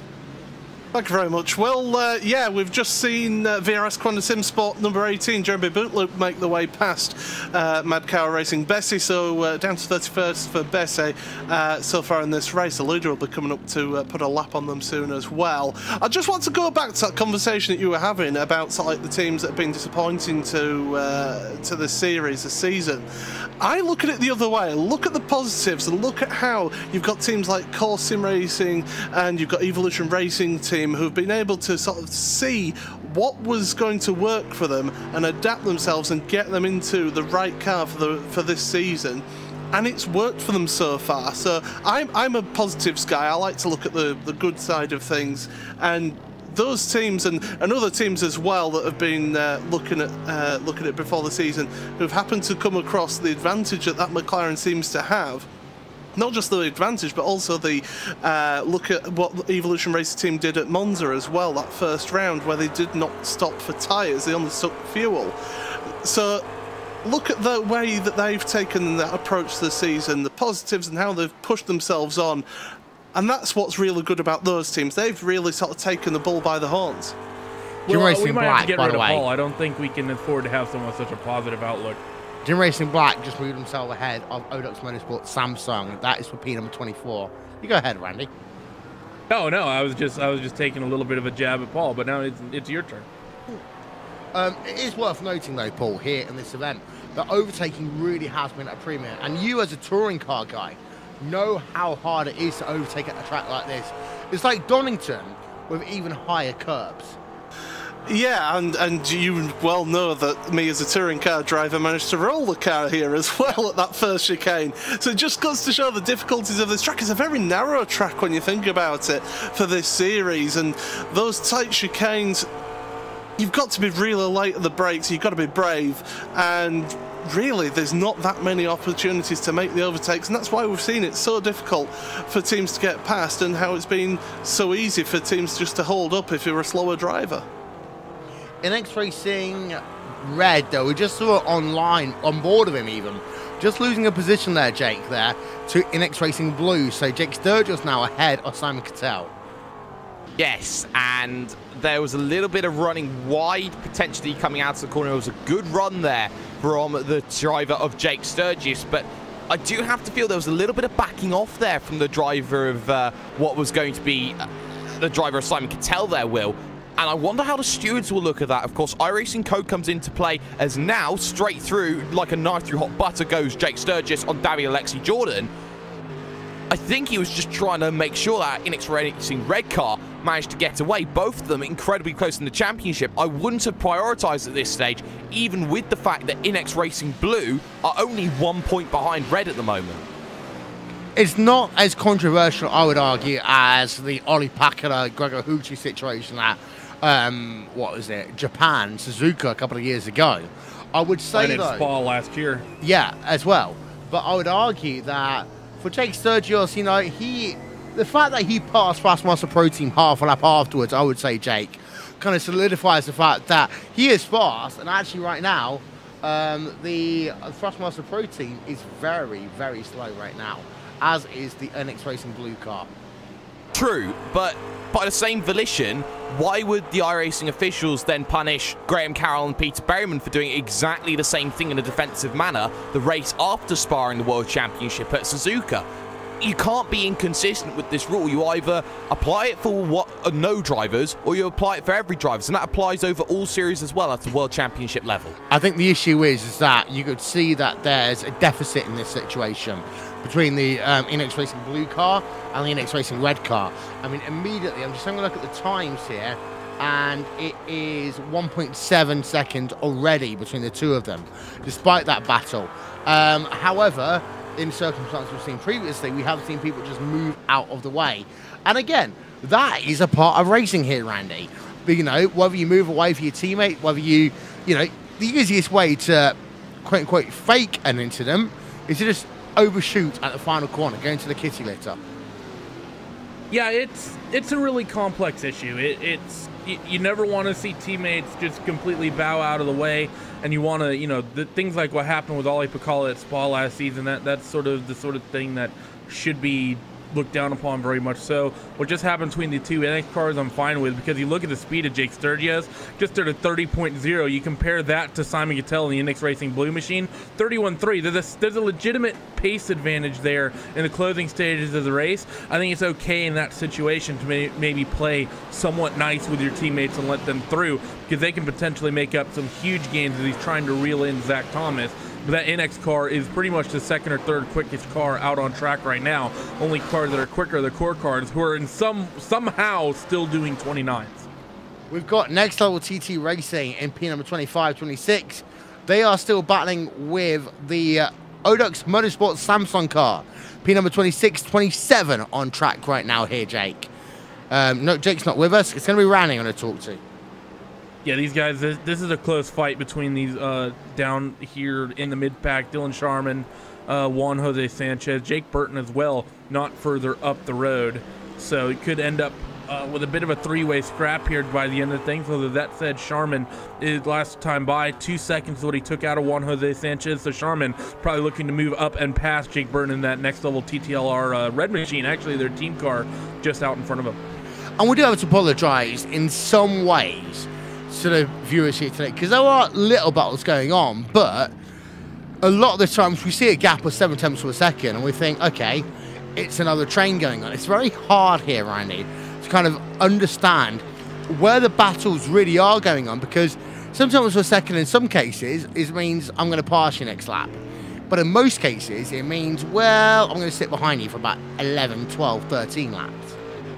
Yeah, it's the sort of racing that you get here at Zolder, and it's just really the product this track has. This is a very tricky circuit, very hard to race, relatively easy to lap. It's not overly complex, but in terms of getting around this place and trying to make moves, there's not a lot of places to do it, and you really do have to be aggressive at this racetrack in order to make moves. And because of that, it's easy to defend, and you've not seen a lot of big gains from a lot of teams, a lot of drivers in terms of moving up the order. You look at the Radicals guys, you know, the Radicals Online Steel Series car that's running 5th, that car didn't pass a bunch of cars on the way to the top 5. I'm pretty sure that's just a strategy call that's gotten them up there. As right now, NX Blue gets in a little slight incident with David Alexis Jordan in the Thrustmaster Pro team. Just a little tap as he went through the hairpin, but moves Simon Gatell finally up in front of that Thrustmaster Pro car. And now Mr. David Alexis Jordan has Tommy Haka for company as they go into the final corner onto your front straightaway with about 10 minutes left to go. We also saw NX Racing Yellow, Philip Diaz there, moving ahead of Glacier Racing's Antti Bajala. So, a couple of battles going on. NX all of a sudden are coming back into this one.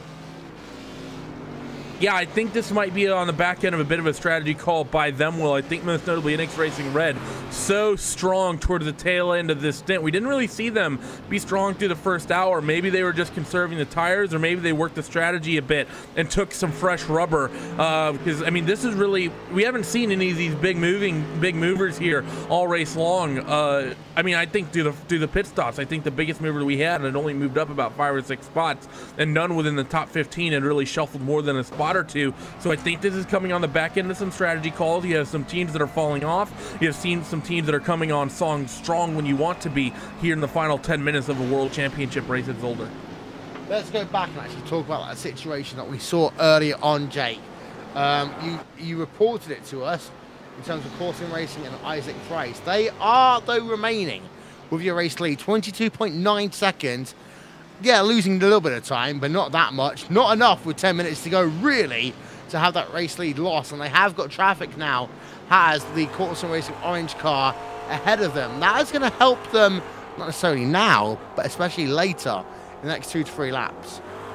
It will here, and the fact that they're following now out of the way will now try and get the driver of Antti Pajala in that Glacier Racing 42 machine. And, well, he gets himself out of the way. He does a good job of getting himself out of the way. But for Isaac Price, he just wants clean air. He just wants to be able to just try and manage the issues that he has with that vehicle on his own without too much worrying about what's there around him. It's sort of a case of, if you have an issue, you don't want to try and put it off until the last minute. He's doing a very good job of just holding things there, keeping the status quo, and that adaptability as a driver is why Isaac Price is one of the most sought-after drivers in the iRacing service today. If you're having car problems, I feel bad for your son. I've got 99 problems, but the car ain't one. Hit me. Team Redline Black versus Thrustmaster Pro Team right now. Tommy Hacker is the fastest of these two drivers by the looks of it there, Randy, but he just can't find a way past into the slow corners. Yeah, that Ford doesn't really want to get itself slowed down and around that McLaren of David Alexis Jordan.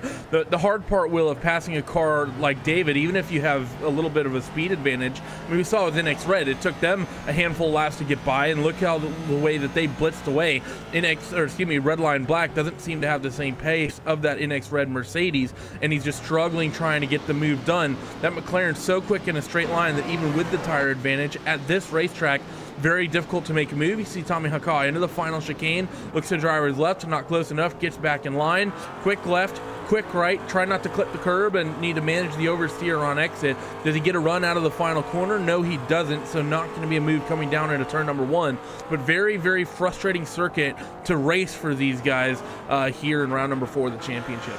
Fabio Gonzalez versus Simon Fiegel, last 8 minutes of this motor race right now, Jake. That is for P number 21, but it does seem to be the McLaren cannot catch up to the rear of the Audi. No, it can't here, and that is very surprising to see then for the Evolution Racing Team 28, stuck in a train where everyone is just getting that draft from everyone else. Thrustmaster Vano Red, Fabio Gonzalez is using Angelo Michel in the Hoykston-Velco Motorsports machine ahead of that, and himself to Alexander Voss, to Florian Wood, to Gregory Tatson, to Luke Van Schaik, to Mitchell de Jong in the VRS Commander Simsport number 8 machine. So if you want any sort of idea about how everyone is just being affected by this, no one is really in a position to make that move at all here. And Randy, when you do get into a situation where you are in that train, we saw it in the early goings, someone's got to force the issue in the last 8 minutes, or you're stuck there for good. And I don't think any driver wants to be stuck where they are for good. I don't think any driver inside the top 20 is happy. I think you're right. I think especially where we are right now, Jake, as we see actually Tommy Haka getting the move almost made on David Alexis Jordan. They're going to be side by side through the Jochen Rindt chicane, and now the quick run down to the Jackie X chicane. Side by side with Jordan and Tommy Haka. Jordan has the preferred line on the inside, but is Haka going to maintain the overlap? No, he gets back in the line. We're in that phase where in the last handful of minutes here of the race, Jake, as this race starts to tick down more and more, people are going to get more and more aggressive as time is running out. Tommy Haka, he wants to get around that Thrustmaster Pro Team car. NX Racing Red want to get to the back end of that BMW, that Radicals BMW in front, and squeeze themselves out as top 5.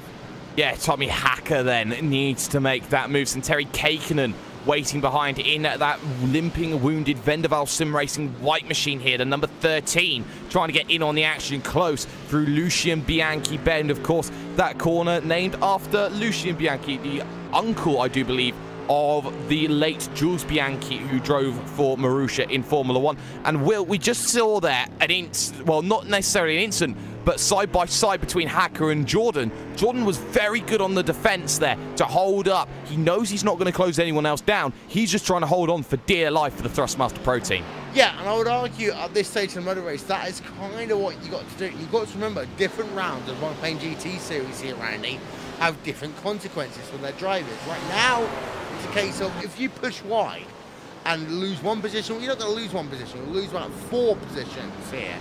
And you've got to remember that different rounds of the championship have different rules. We're driving differently here today compared to what we're doing in Spa the next time we see you in this series.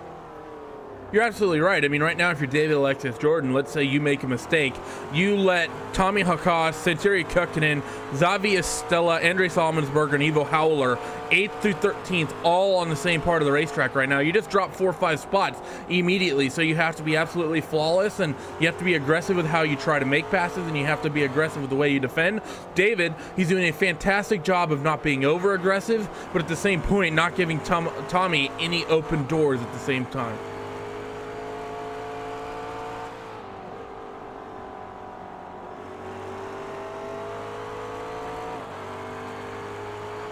So then, 5 minutes to go.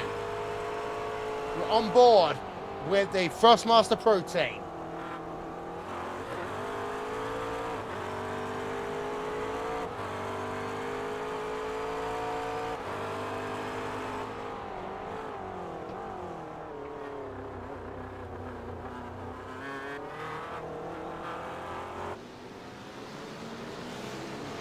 I think someone else said this really well. All aboard Movano trained these last 5 minutes of this motor race here, Randy. Yeah, I mean, it's the race is on right now, and right now this X-Star Contigo Card Thrustmaster Pro team doing everything they can to stay in front of Redline Black and Thrustmaster Movano Yellow. They're at the head of a train as well. You have 2 McLaren-led trains here, both by Thrustmaster-sponsored teams, Will. It's a little bit confusing, isn't it? And they're both yellow and black cars. Yeah. Does nothing good for us as, like, spotters, does it? No, not really. We'll do our best. But there you can see then, Thrustmaster Pro team defending heavily there from Tony Hacker in the Team Redline Black car. With now just 3.5 minutes remaining here. Side by side, those 2 guys will go in towards turn number 4. Lucien Bianchi corner. Oh, penalty for that Thrustmaster Pro team car, Will. It's game over for them. And that's going to cost them 10 positions plus here, there, Jake. It is. They're going to have to come down, serve a 30-second stop and hold, and get back out again. Disaster for the Thrustmaster Pro team. And now they're going to just hold up everybody else and stack them into each other. Hacker's gone, and that's P7 secured now, surely. Well, at this place, what you'll do if you are David Alexis Jordan is you'll drive as slow as you possibly can. You could. I think the main problem, Will, 30-second stop and hold. 30 seconds, that's going to put them 27th. They're not just falling outside of the top 10. They're going possibly down to the bottom 30, outside of the top 30, depending on how this works out, because they're only going to have about a lap to be able to honor this penalty, considering we only have about 3 minutes left in the race. And Vendavel there, right alongside them as they come towards the start-finish line. 2 minutes remaining. There you can see the team of Thrustmaster Pro team, David Alexis Jordan, coming in towards pit road. Heartbreak for them here on Memorial Day weekend, Jake. Yeah, and heartbreak on Memorial weekend is not what they were looking for, and it's going to be a horrible thing. Same can be said for Gregory Tanson in the MSP Phoenix Racing 85. They're also going to fall down the order and lose a monumental amount of positions. Late drama for 2 teams that have been okay at best, and well, that's the case you have to put in, experience versus inexperience. And well, David Alexis Jordan, I don't know how many penalty points he had to begin with, but it just takes one small mistake to cause those to happen. It does indeed, as they can see David Alexis Jordan then halfway now through serving his pit stop down to P28. P29.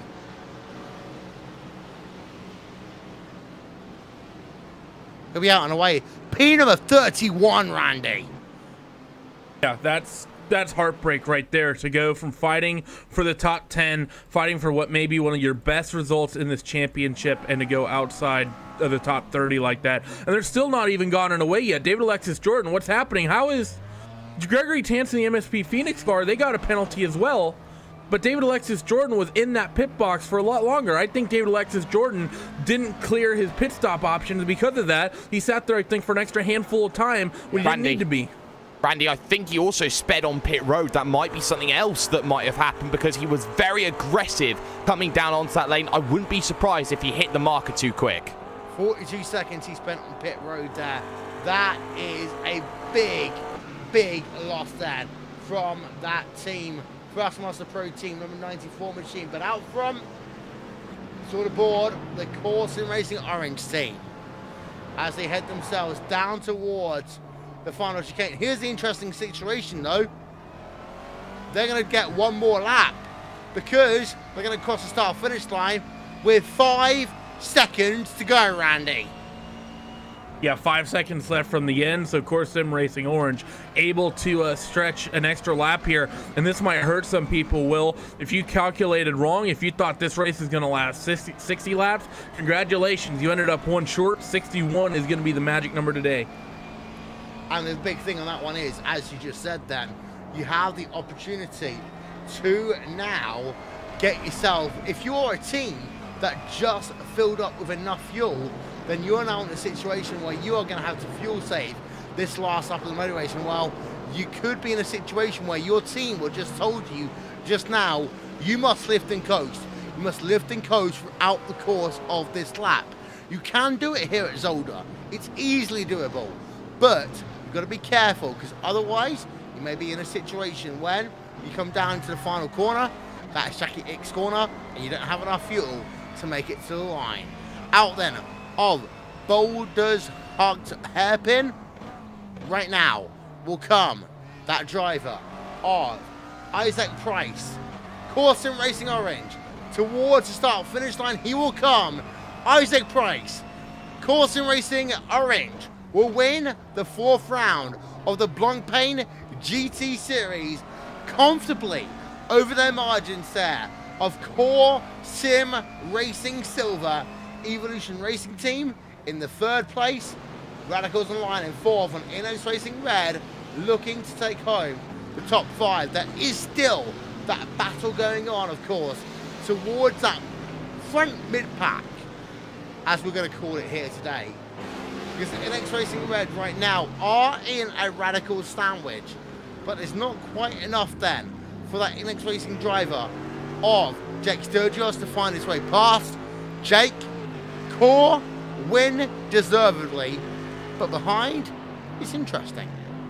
It is, and they are the first two-time winners here in this series this season, and that is really phenomenal from them to really put that issue in together and to really bring home a world-beating car, shall we say, at the moment. I do want to talk about that P4, P5, P6 battle, because whilst we were looking at other places, Will, there is a lot of angry faces down at the Radicals Online JRT garage. Miguel Martin was bumped down the field, and it all started, actually, with lap traffic of Phoenix Motorsports. Rupe Tequila getting himself through on the penultimate lap. It bumped him completely off the train as the second Radicals Online car went through, as did Inex Racing Red.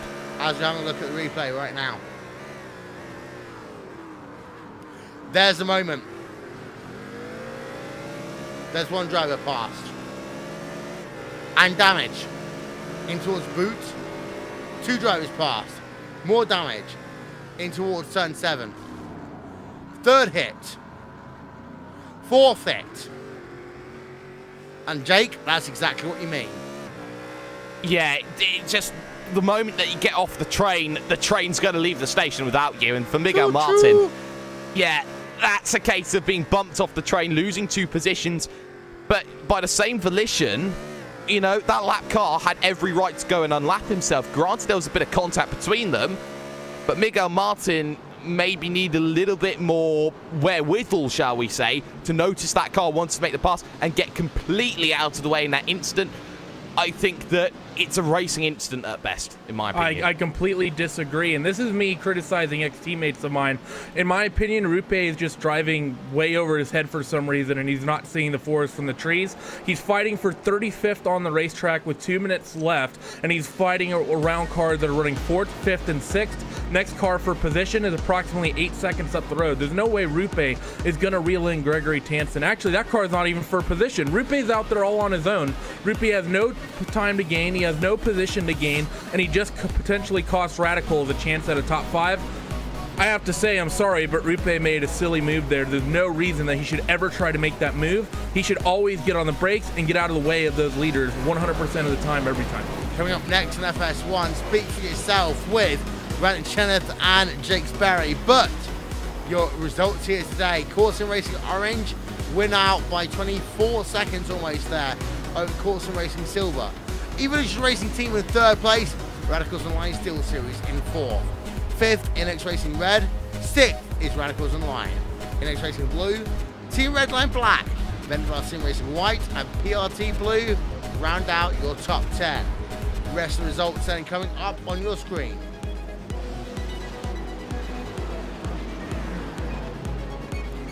We'll step aside for a moment.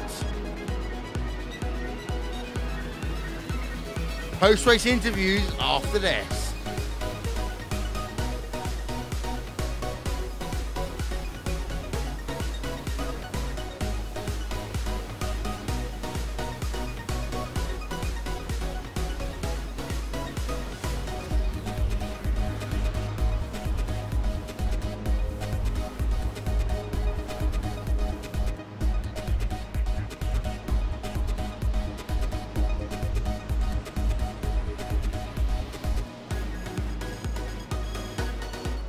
Watch Ernie, go, go, go. Car right, car right, car right, car right. Watch him, jam it. Oh! Get ready. Dude, more heads up in that. Jeez. Right on the back wing. Can he make it happen? Yes! Yes! Push like hell. We gotta stay in front of these guys. Drivers on the push to pass. Contact in the pit lane. All right, sexy. Let that eagle fly. What do I do? What happened? Push here. Push hard. Let's go get this guy. Car outside. We're behind you. Tell. Clear outside. Good job. Just spun behind you. I don't know if you got him or not. He got out of it so hard. Look at these guys are all over the back. Full throttle. IndyCar. In and out lap. What's next? Come and get the checkers, big boy. Oh, baby, that was good. He hit me. Inside, inside, outside, inside, outside. 2017 Verizon IndyCar Series. See what's next.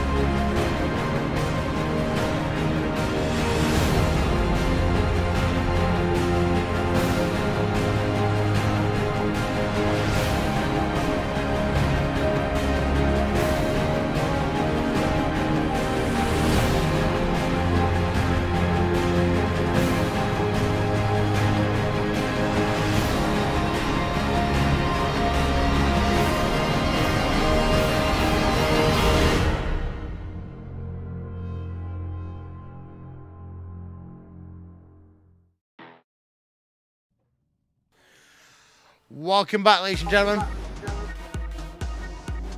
to RaceSpotTV.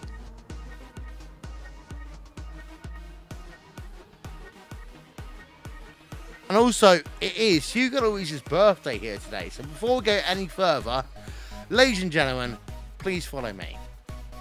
Happy birthday to you.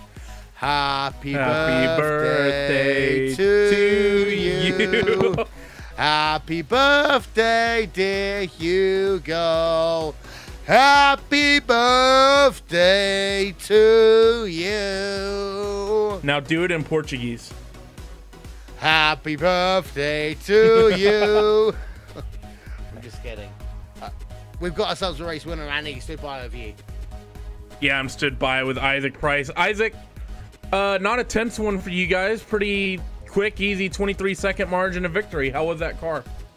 Yeah, well, I mean, the car was handling beautifully. I mean, we worked really hard on that in practice, and I mean, it showed. But I mean, no race is ever relaxing when you're winning at this level. I mean, I made it harder for myself than it needed to be, because it's one of those things when you're watching your teammate, it's 10 times more nerve-wracking than when you're driving yourself. And I opened up my force feedback, my Logitech profiler, and forgot to restart the sim afterwards, so I had no force feedback for my whole stint, which made it quite tricky to drive, but managed to keep it on the road and bring it home, which was the most important thing.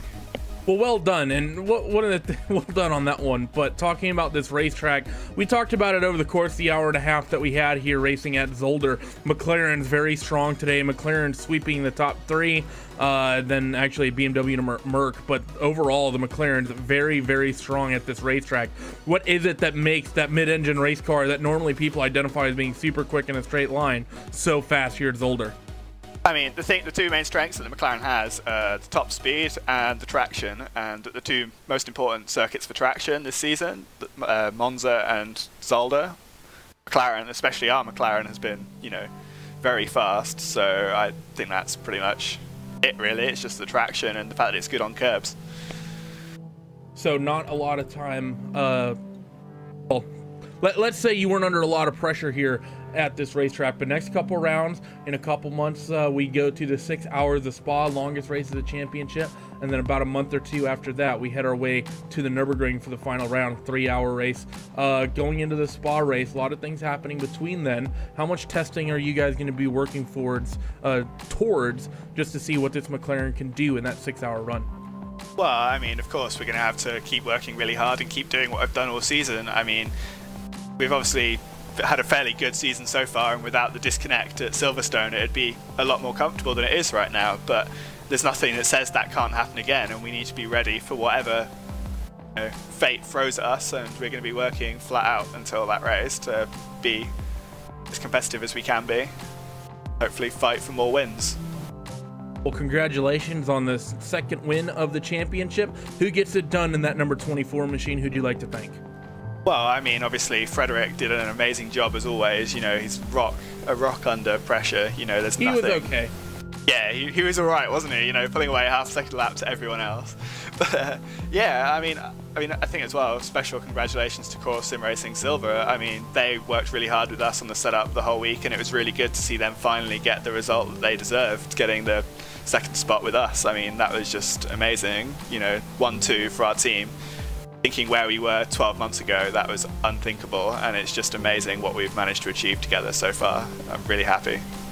So thanks to everyone in the team, I guess.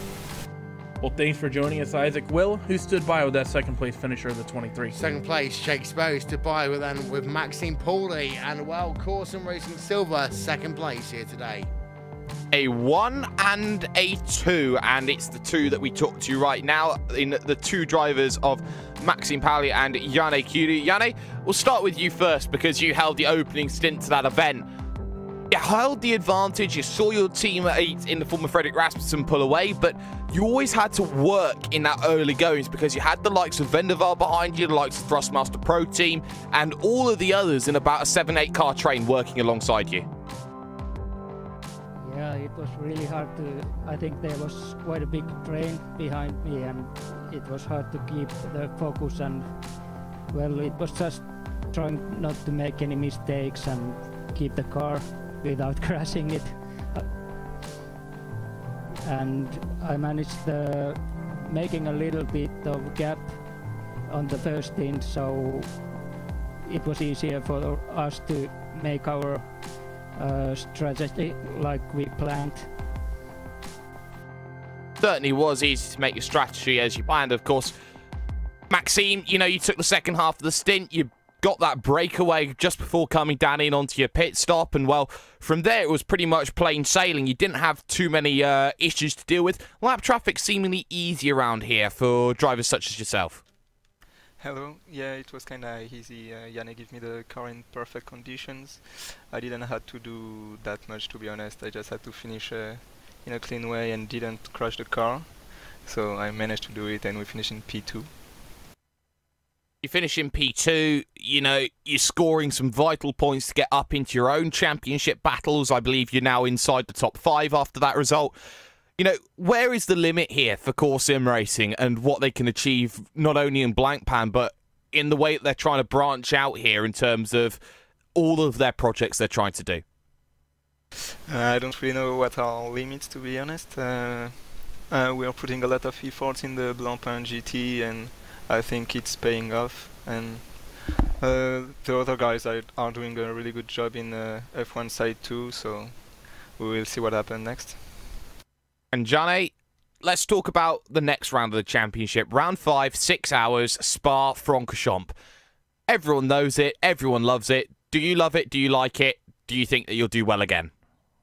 Well, yeah, I love that track. It's amazing track, but I'm not so comfortable in there, especially with this car we are driving. But well, just have to do a lot of practice for that.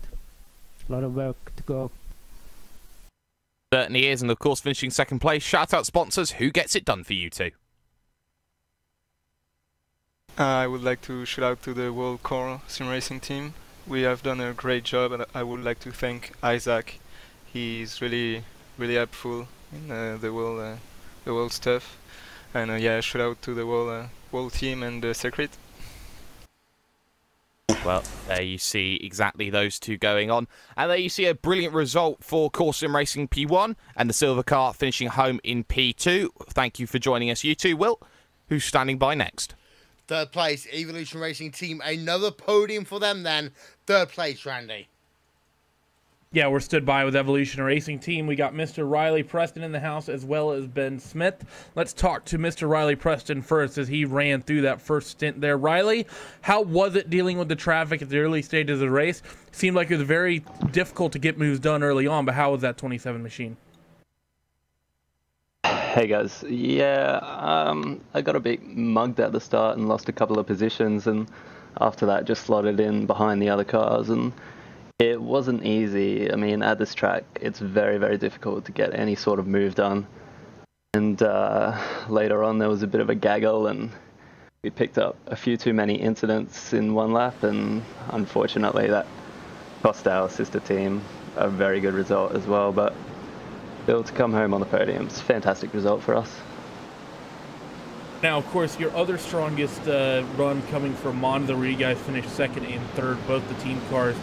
What is it from Zolder to Monza that is so similar that you guys are able to run so strong at that racetrack and then here today in Belgium? I've always thought of Zolder as a bit of a mini Monza, really. You so and Will Vincent, apparently. It's not too much of a surprise that we went well here, and I think the track certainly suits the McLaren as well. So I think we really maximised the result here today. And then Ben, you getting out there for the last 20 laps and getting the job done. How much pressure were you feeling out there running for the podium for the second time in this championship? Was that 10-second margin, did it feel like 10 seconds, or did it feel like there's a lot more pressure than that time gap would maybe generally signify? Yeah, hey guys. I was definitely pretty worried coming out of the pits, seeing as Riley talked about the gaggle earlier in the race.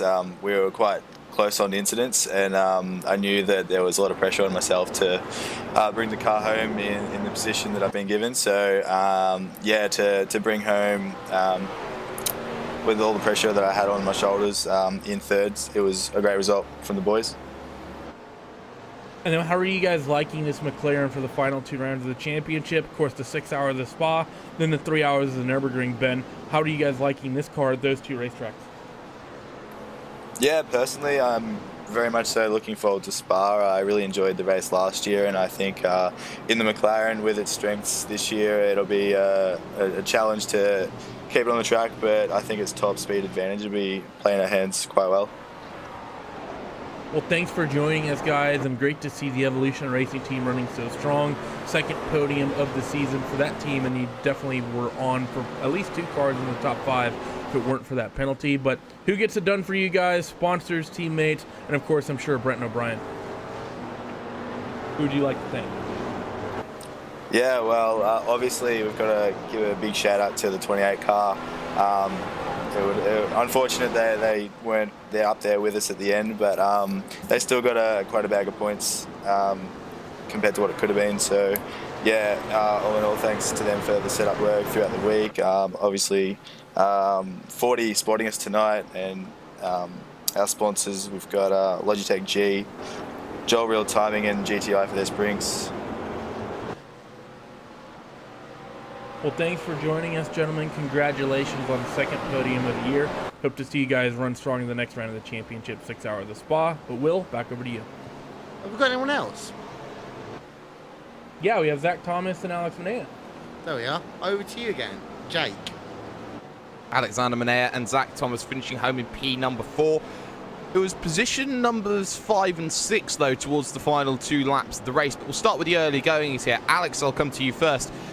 You know, you were down towards the top 10, at the bottom half of the top 10 in that long train that was going on in the early stages. How difficult has overtaking been here today? Because it seemed in the early goings that nobody could make a move on anyone else.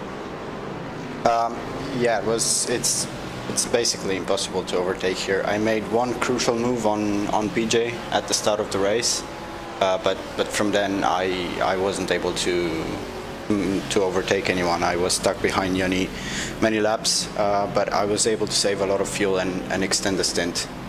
And yeah, that's what got us up to the front. And extending that stint, Zach, was very crucial for your car in terms of getting yourself up into that battles around the top 5. And something that Radicals Online has really been needing this season in the Blancpain GT Series. But, of course, for one Radicals Online car that does well, another car seems to struggle. And, well, the incident with 2 laps to go, what's your take on it? Is that for myself or Zach? It's for Zach. Yeah. Oh, it was... For me, it's just Rope was being selfish and trying to maybe hot lap, even though there was nobody around him for like 30 seconds and people were battling for the top 5. He should have just let us all by. Well, I was kind of happy. I was also pretty pissed off because he's passing people he shouldn't be passing, and that's probably going to be a penalty for him in the later rounds. We will apologise there for a little bit of industrial language we have just heard there. But for the pair of you, Spa-Francorchamps, 6 hours. Different challenges around that circuit. It's a very nightmarish one to set up. You either go for top speed or you go for cornering. How do you feel that you're going to be setting up that car? Let's go to you, Alex. We'll go to you, Alex, for this question. How do you feel that you'll be setting up the car for Spa? We'll see. In the past, it's been a bit lower downforce than most other tracks, but not quite as low as tracks like Monza or whatever. Yeah, I guess we'll wait and see. I don't think the BMW will be as competitive as at Spa as it was here at Zolder, but the fact that the race is 6 hours long should prove beneficial for us, because generally qualifying has been our weaker point, with race pace being quite good and fuel consumption as well. So I'm really looking forward to it. I'm sure the pair of you will be. Alexander Manea and also Zach Thomas then finishing in position at number 4 today here, Will, for the Radicals Online Steel Series team. Indeed so. Anyone else I've missed here, Andy? Doesn't look like it. Good. And Nick's not turning up.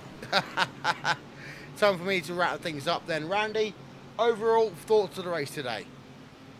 It's Zolder. It was pretty much how I expected it to be. Not a lot of passing, but we saw a lot of interesting incidents, a lot of issues with traffic, and certainly some controversy. You had the issue with Inex and Coanda early on. Then we had that 3-car pileup, which came, I think it was Jared Filsell, one of the Radicals cars, and another Mercedes got involved.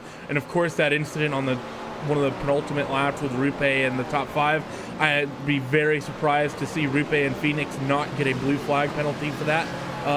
But overall, what I expected from Zolder, I think 6 hours of Spa, I think that'll be the race in the championship. Jake? I think it was a fantastic race in technical advances in terms of trying to work out who was going to have the advantage here, the advantage there. Pit stops were always going to be vital, but 1.5 hour races always hold their own unique challenges, and I think we certainly saw that today with drivers running into issues. The difference is going to be we're going to times the distance in the race at Spa by 4, and that longest race, the only 6-hour race of the season, for some teams that is going to be the nightmare scenario. For others it's going to be good. And I'll tell you something else, Will, we have not seen in this season from the very inception back-to-back victories. Indeed so, and that is the perfect point to end on here on RaceSpotTV and on iRacingLive, because it's now almost 2 months until our next time out here in the World Championship Series. But it is important to note that next time out is 6 hours at Spa. Circuit Spa-Francorchamps for round number 5 of the championship. And these drivers will be hoping that things go their way. Don't forget though, in the greatest weekend of racing of the year, we still have ourselves the Grand Prix Series tomorrow here on RaceSpotTV. But check out the Monaco Grand Prix, check out the Indy 500, check out the Coke 600 and every other event going on in this 24 hours of the ring. Yeah, 24 hours of the ring, the greatest weekend of racing in the world again, Randy. Fantastic. I mean, normally the Nürburgring 24 doesn't happen the same weekend, but I was talking with some of my teammates at Camaro. It's like I have about 72 hours of racing to watch in a 48-hour period. It's unfair. That's what us race car fans get. Thank you so much for being a part, though, of round number 4 of the Blancpain GT Series. We'll talk to you all next time. Goodbye.